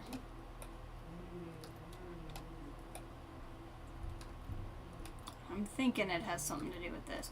Part of the problem, and this might fix it, is water in this game only goes in like 1 meter increments. So sometimes part of the problem is you just need to tell it to go down a little deeper so that it won't try to go up as high or something. Have to head out. Thank you, Kathleen, for being here. It was wonderful to see you. I will let you know how I do with my arm issues. But I hope you have a good rest of your day.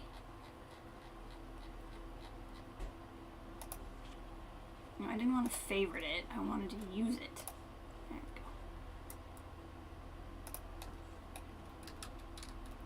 we go. I think of like places where I have now messed this up. I mean, I can literally just go through and put rocks everywhere along the edge, which is what I was avoiding doing, but like I can do and see if that resolves part of the problem.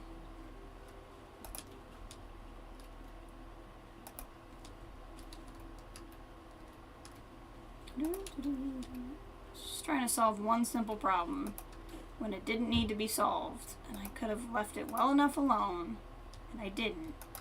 And here we are. There's a lesson for you, kids.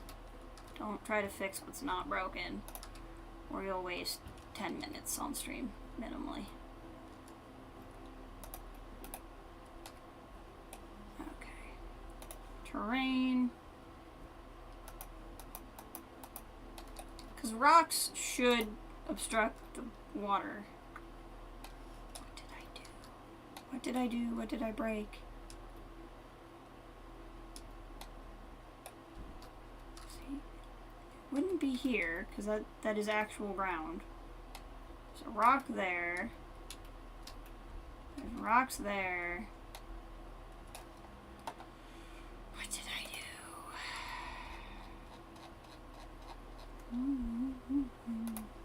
At some point I need to get up and like move around a little bit. It's always stressful at a time where you're like knowing it's a possibility you could feel sick, because then I feel like you just get hypochondria and you're like, oh, this mild twitch, am I actually having a problem? Is this how it begins? While I'm trying to do this, what is some other Star Warsian type of topic we could dive into? Or Moon Knight. Who's caught up on Moon Knight? We don't have to talk about Wednesday's episode, but like we could talk about the first 4 episodes of Moon Knight if anyone's excited. Is anyone seeing Doctor Strange next weekend? I have my tickets to see Doctor Strange next weekend. I'm very excited. I've been waiting for Doctor Strange 2 for a very long time. I loved the first one. I think the first one's very underrated. I've been amped for the sitmom, as I like to call it. I rewatched all of WandaVision in preparation. I've been rewatching What If. So excited. The last episode of Moon Knight wrecked me hard. I was actually crying. Very much in reality crying. Much tears. I mean, like, I wasn't like breaking down, I guess, but like it went hard. Why is this now not working? Okay. New plan. Let's start over.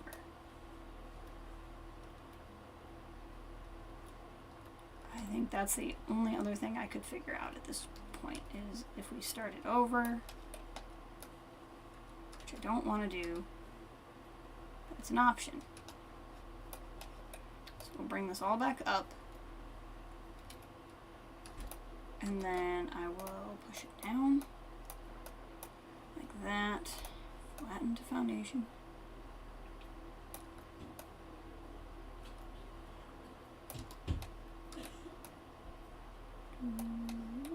This will be deeper than it was before. That might help too. Yeah, it was rough. My sister, who's a counselor, said the last episode was very. Oh, I bet.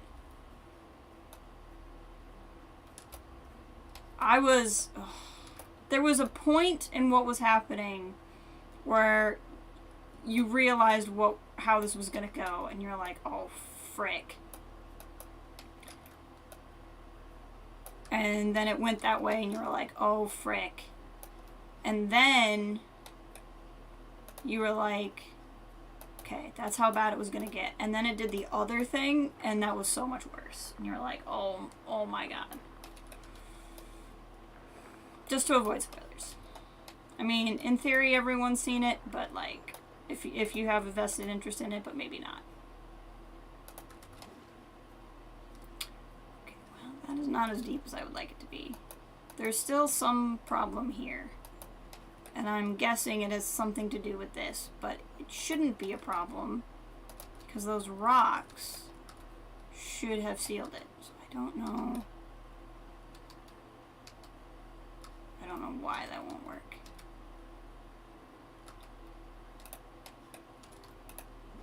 So let's push down a little deeper.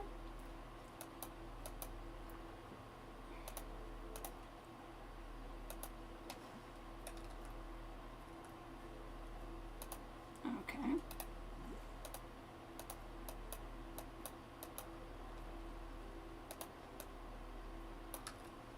There we go, and we're going to smooth. I mean, if I can give them enough water, I'm not particularly concerned about it. It's like, this isn't really a problem if it's enough water, but I don't know that they can get in here from there.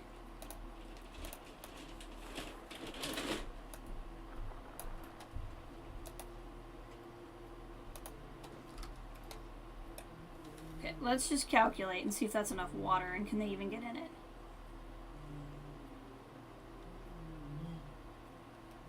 Okay, they apparently can get in it. Okay, sure, I don't know why, but this works.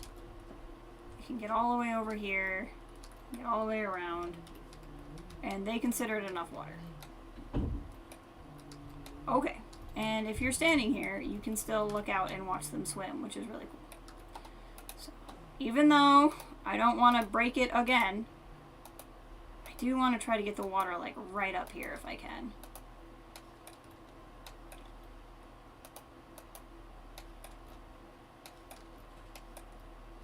I would love to be able to smooth this out slightly.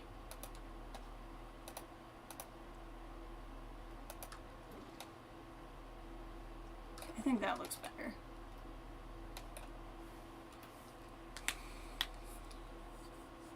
So they can do a deeper slope than some can, I think.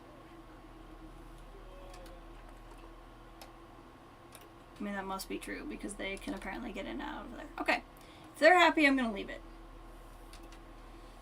We'll probably have to see Doctor Strange by yourself. Roommates are too busy. I feel that. The friends I always see it with, it's a really rough weekend because it's coming out Mother's Day. Oh, if I don't move this, this is going to create a headache for me because anytime they walk over here, they will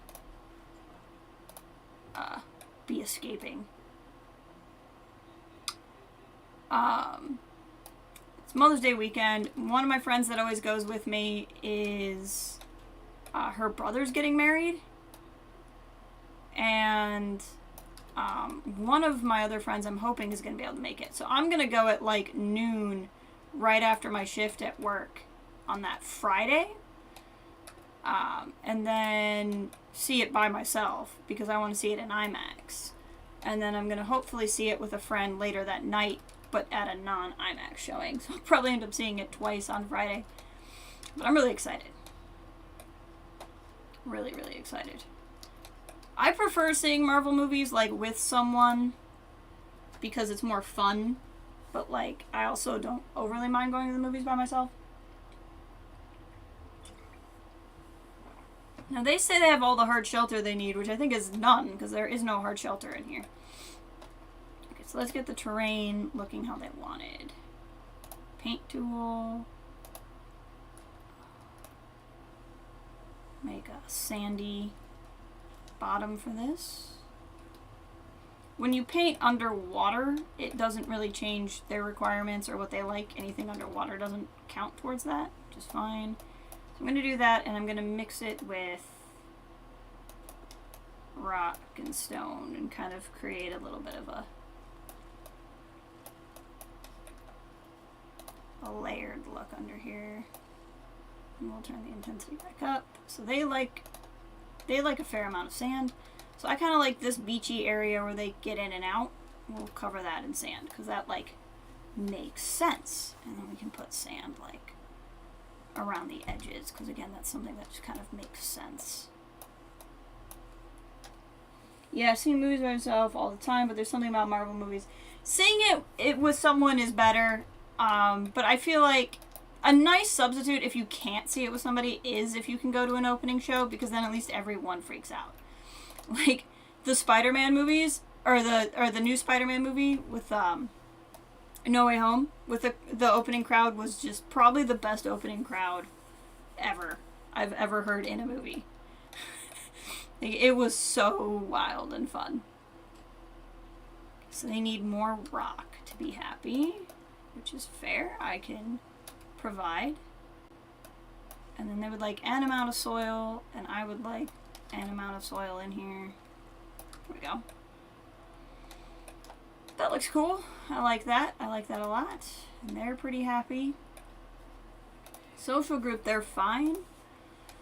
I kind of want at least one more though. So let's get more, but let's get them one at a time so that we don't run into a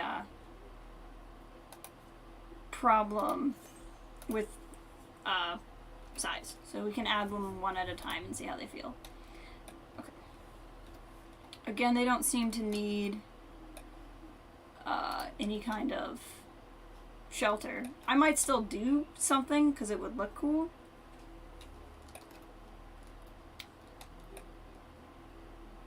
But I don't think the gators necessarily need those. So we're going to go into habitat. What animals use this out of curiosity? Aardvark, European badger, non-grid. Okay, so aardvark and European badger, and then this is black terrier and meerkat. Okay, so those are the four. What is this for? Beaver pool. Oh, that's neat. You can use it for African fan ale. Interesting. Sorry, these are just new things that came with the expansions I got, and I'm not used to them. Okay, we're gonna go species to the letter G. Gariel. Food trays. So we'll do a large food tray, and we'll do that probably over here, because they can be fed in pretty good view. I like the underwater feeders, but I don't think I have anything deep enough for the underwater feeders to be in use. It's like if I drop this in and click on it, feeder not deep enough, so we're not gonna mess with it. They won't need water. Oh, what I didn't check on. Okay, yep, there's a water thing right there, so their water will be kept clean. So that's excellent news. That would be why I wasn't worried about it. You know, the other thing that might be cool is if we actually expanded the habitat so they could swim under the bridge. But we could have done that in a different world, but I think I want to save this for landscaping. Because I want to keep it open so you can see the Komodo Dragons.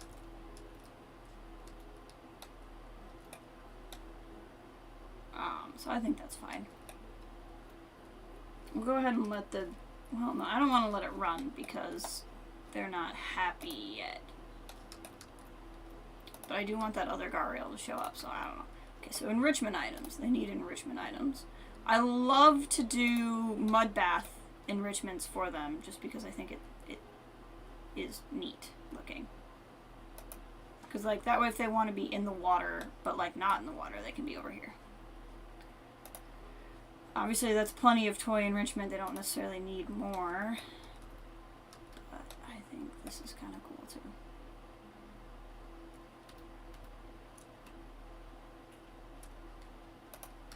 So that'll just kind of... What did it do? I don't like...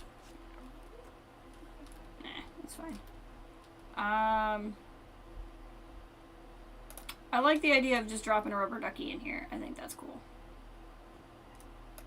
So that'll float to the surface.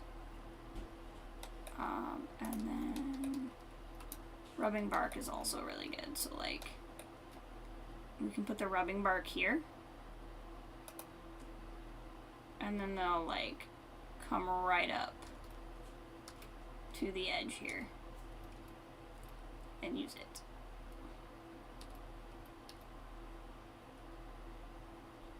Which is cool. That's a reason for them to come, like, right up to the fence. So that's more than enough toy enrichment. So let's do food enrichment. The underwater feeder box counts as that, but I just don't have room for the underwater feeder box. So I think what I'll do is I'll go into nature, actually. And usually I would change the color, but I actually kind of like the color in this case. And make kind of like a little ledge like that. Then I'll go back to habitat and grab the blood pumpkin. Drop that on there. And then we'll use the ice block because that's pretty much the only other thing I can do. Put that there. And all of that stuff is in viewing of everybody. Now they don't need hard shelter, but there really is no place for them to hide in the event that, like, guests come in and overcrowd them. So I'm going to go into wall. I'm going to not do brick. I'll do probably, like, bamboo. Where is the, I'd like to add it to the group, but I can't. Just do, like, a little bit of bamboo over here. And what we're actually going to do is just build, like, a little wall. So now if the Gariels go back there, if they don't want shelter, that's fine. But that gives them a space where they can go hang out. And they don't have to be seen by anybody, even if they're not in water, to do it. Maybe I'll try to find a seat for opening night. Our theater tends to not fill up completely. Yeah, I just didn't want to take more time off in May. Otherwise I might have tried to take Friday morning off so I could go Thursday night, but that's okay. Like, some of these spots are not overly viewable, I guess.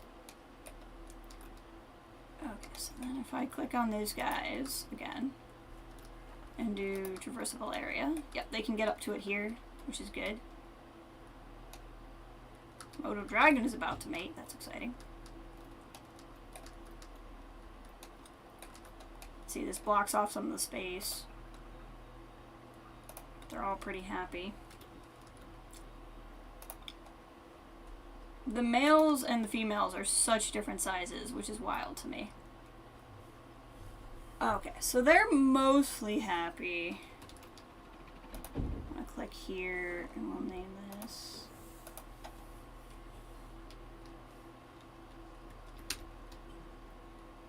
God. I don't even know if I'm saying this correctly, to be honest with you. And we'll change the food quality to better food quality. Okay, so how are you feeling now that there's another one in? Alright. I just know that these guys tend to have babies. She's like, I'm getting in the water first! You can't stop me. So I kind of want to get another one. Does that duck look like it's a zombie duck? It's weird. But I also don't want it to be a case of, like, if they stop popping out babies, that they run out of room. I think 4 is going to be an adequate amount. And they're still pretty happy with their enrichment items.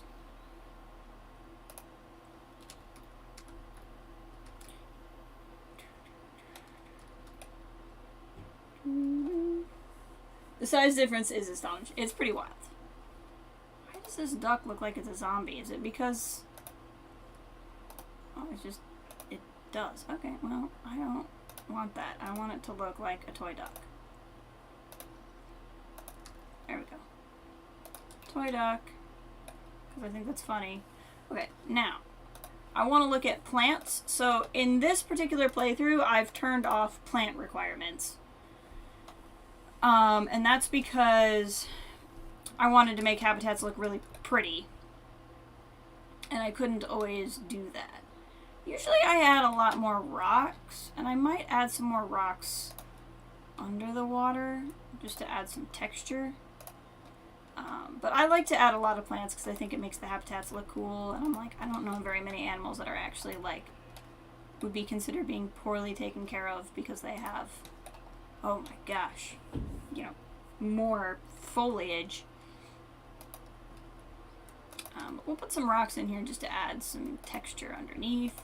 A lot of times what I like to do is make them a sunning area. So I'll put some, like, rocks in just on the surface like that. And then what they can do is swim over and swim on top of that rock and sun themselves. And then they're usually pretty happy. But I kind of like this looking a little bit more sparse. I want to add some rocks here. So like in this case, I want to put a rock here to block that the footpath is actually going through that wall and into the habitat. And hopefully the guests won't walk into the habitat, but we'll cross that bridge when we come to it.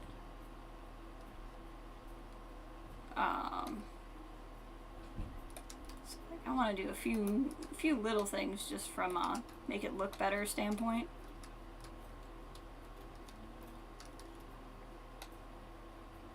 But overall, I think that's good. So now let's go into trees.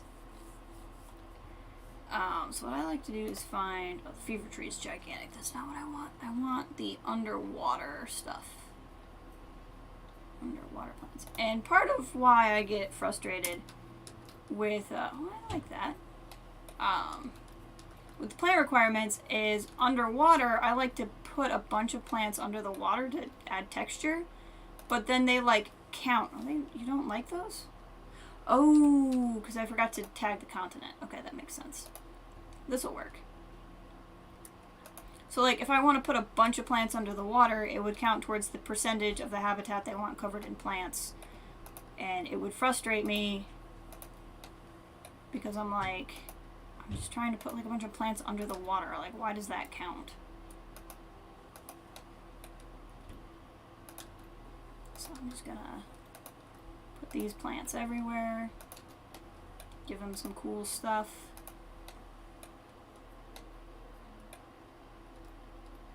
I don't know how well you can hear the game music, but the game music is so nice.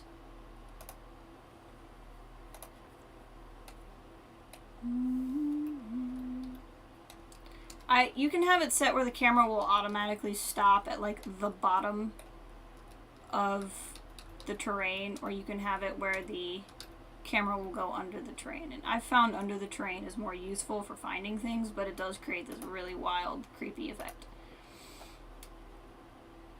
See, apparently these are underwater plants, and that's strange to me.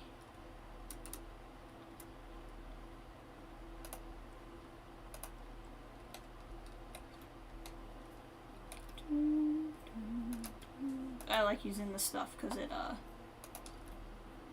just creates a texture. I don't like that. That doesn't make sense underwater. But it's just like, okay, you know. Oh, hold on. Had aligned a surface on and it started aligning to other plants. It's not what I wanted.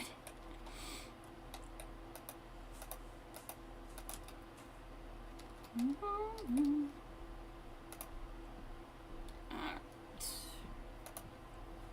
And then we can add some stuff up here. So like you could put vines on here if you wanted. I don't know if I really liked that particular look this time. But like I can drop like some big trees down and make it look kind of neat. This is the part that I actually really enjoy in terms of like the customization. I like putting the plants in and making the habitat look really good. It's only recently that I've gotten into making like everything else look good.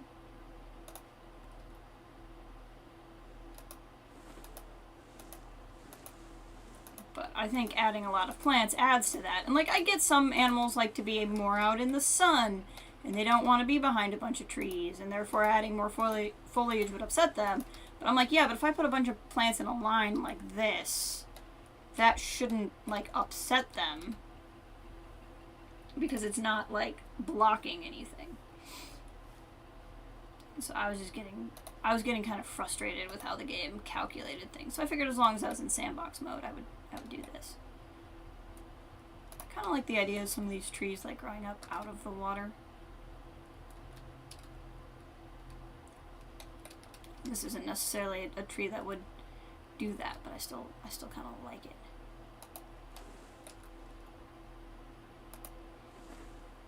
And like this would provide shade for the people sitting in the stands. And we'll probably do more of that around here because like I said, I'm going to make this look like a really cool area.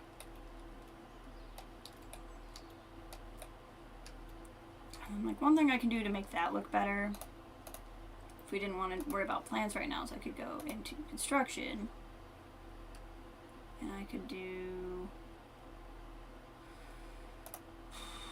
roof trims. Oops. That's not what I want to do. I'll go to this. Go to roof trims. Like, I could put something on top of there. I just have to find something flat. Yeah, like that. That looks better than just like, here's a bunch of random top of brick.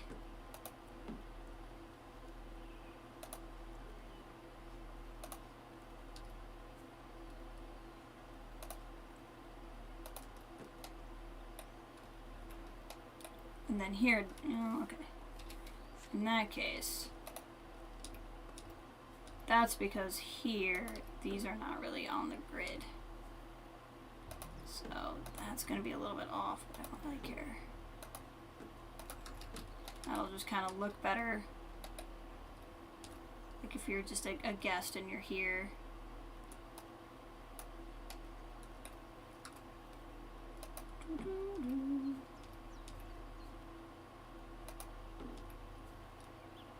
I mean, it's really meant to be like roof trim, but it just looks better than, here's a bunch of random brick.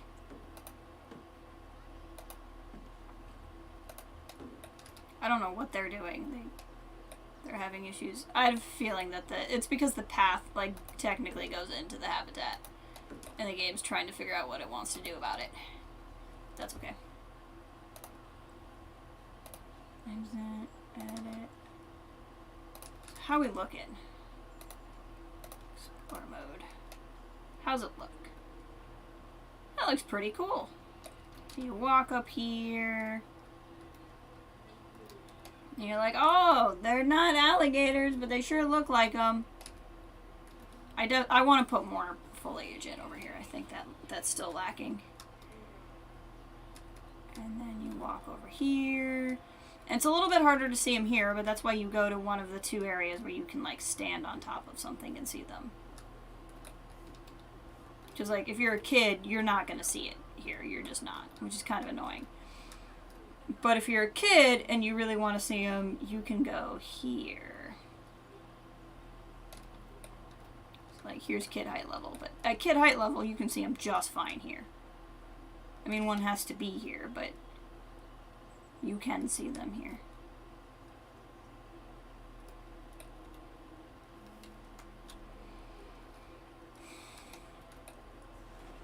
And it'd be kind of the same thing here.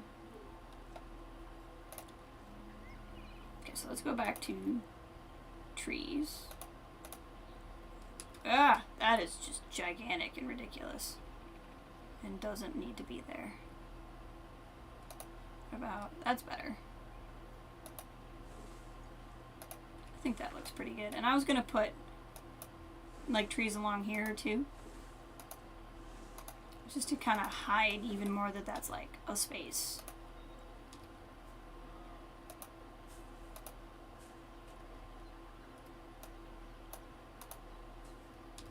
There we go. See, I like that. So now if you're standing here, that just looks prettier.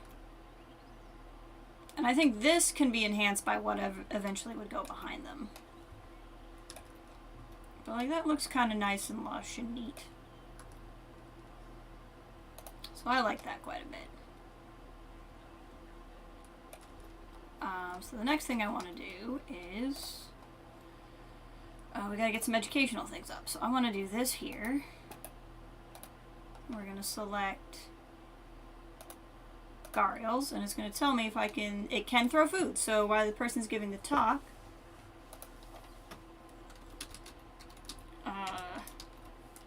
they can throw food into the habitat, which will be really cool. Right now it's a low scenery rating, but it probably won't stay that way. And then I'm going to go into zoos and figure out when I want that to happen. So I have 3 in January, 2 in February, 3 in March, 2 in April, 2 in May, 2 in June, 3 in July, 1 in August, 2 in September, or December. So I can divvy these up a little bit better. Why do I have quite a few in March? Okay, so this is going to become December, because then I'll have 2 in December. Cool. And that's just somebody will come here and give a little speech about animals. I'll talk about animal things. Other thing we're going to do is go into facilities.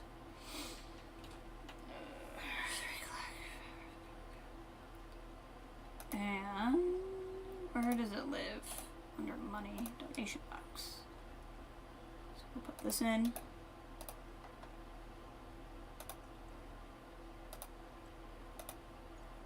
Green and green, because it kind of matches. So this is where people can donate. Having the donation bins isn't super critical in sandbox mode because you don't need to make money. But if you were playing in regular mode, like franchise mode or campaign mode, you would really want to make sure you have that up, because that is how you make finances. We're going to go to waste bins. People are terrible and just throw their trash everywhere in real life and in video games. So we're going to put some waste bins down. Oh, I forgot that I have this area up here too. So I gotta jazz that up as well.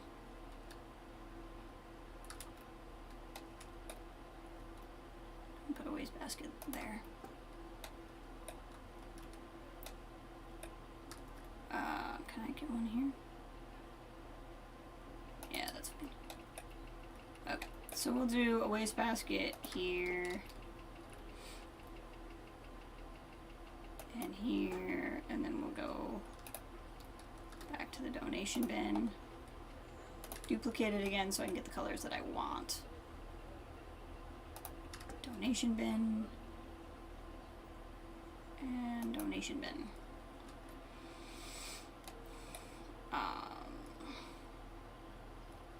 And then we'll put one there.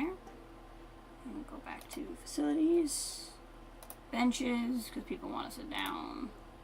I like these simple wood benches, personally. So we'll put some there. And then here. Alright, cool. And then what we need is the educational, like, information things.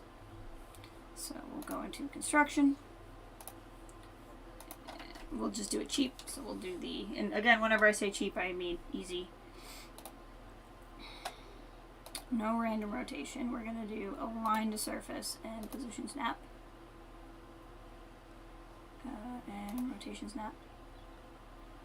Why are you like this? Okay, well, what we'll do is we'll put one there. And then I will adjust it, I guess. Because I don't know why the game thought that's what I wanted, but that's fine.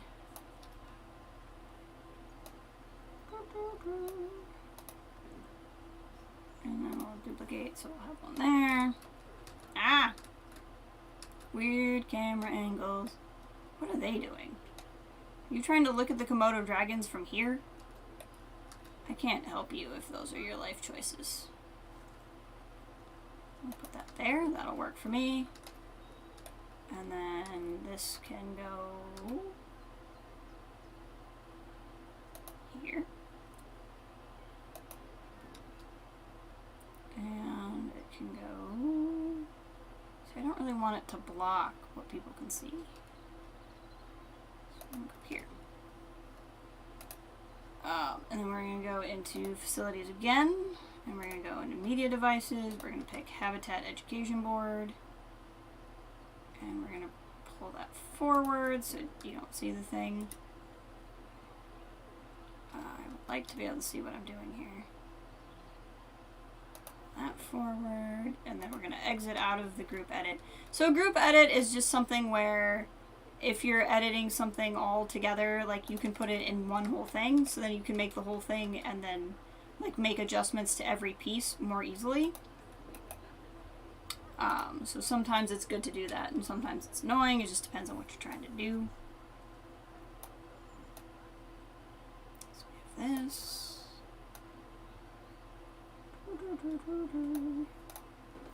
And then we're going to tell it to tell people about gharials. So now they can stand there and read all about them. And then this one is in the way. Is it sticking out too much? Kinda. There we go. Gharials.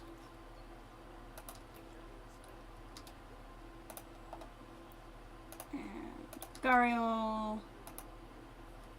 And gharial. There you go. Now another thing I like to do to kind of like encourage them to come up here on this rock, even though they don't necessarily need more toy enrichment, is I'll grab a sprinkler. Because the sprinkler is something they like to play in. So then they can climb up and play in the sprinkler on the rock, and then they're more likely to climb up there. So that's pretty cool.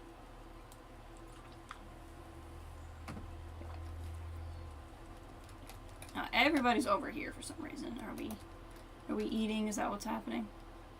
So now that I've added stuff, still hasn't messed with their terrain navigation, which is good.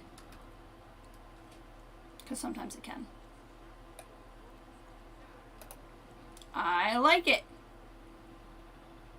I like like it. So these are all people listening to the Komodo Dragon talk.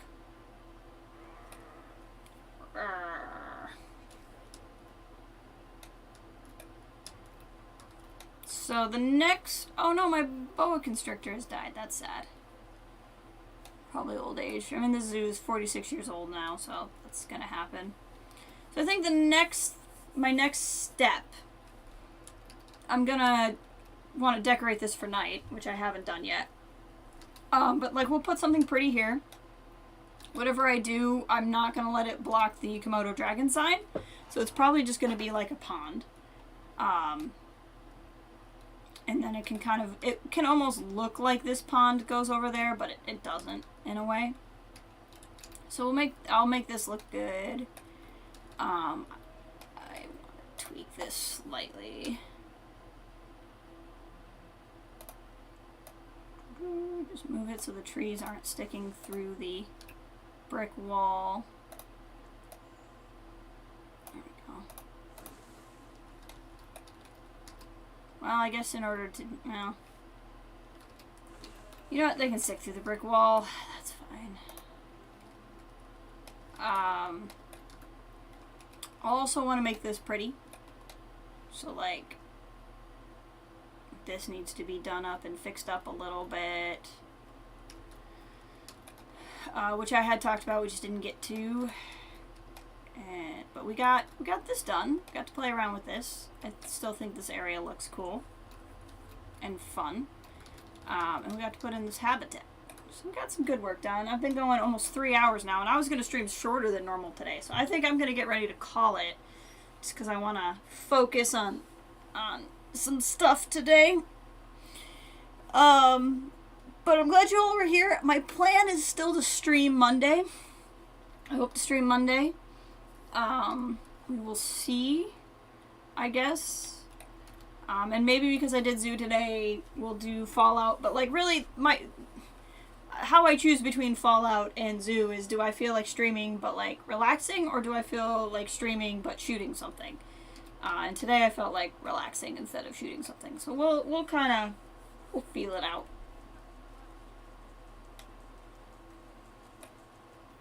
What do you think, kid? You shouldn't stand around the edge like that. But, like, you can see really well. I mean, not super well because there's nothing here to see at the moment. But before we go, let's check one other thing, and that is, what are our guests thinking? 33% of our guests think the zoo looks great. 33 think it has great scenery, most like the zoo price, most like how spacious it is. So I don't really have anybody being unhappy.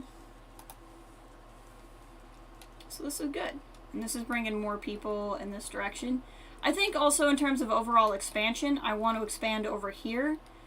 Because the restaurants for the crocodiles are not being overly used. And that's largely because there's nothing to do over here. So there's no reason to come to this entrance of the restaurant. So I think we can do something else over here. And we can probably break away, even though it's the crocodiner, we can probably break away from the reptile theme. Because we've got a lot of reptiles going. So there's some cosmetic stuff to do, and then we'll expand and build something over here. We haven't done any like bears yet or anything like that, so maybe something over here like that. So we'll play around with some ideas for that. But I think I'm going to, like I said, call the stream here. I appreciate everybody being here. I hope you have a good weekend. If you haven't already, please like the stream on your way out. And, yeah, have a good day. Have a good end of April. I hope May starts out well for you tomorrow. May is Star Wars month. It's a great month. But I'll talk to you guys later. Bye.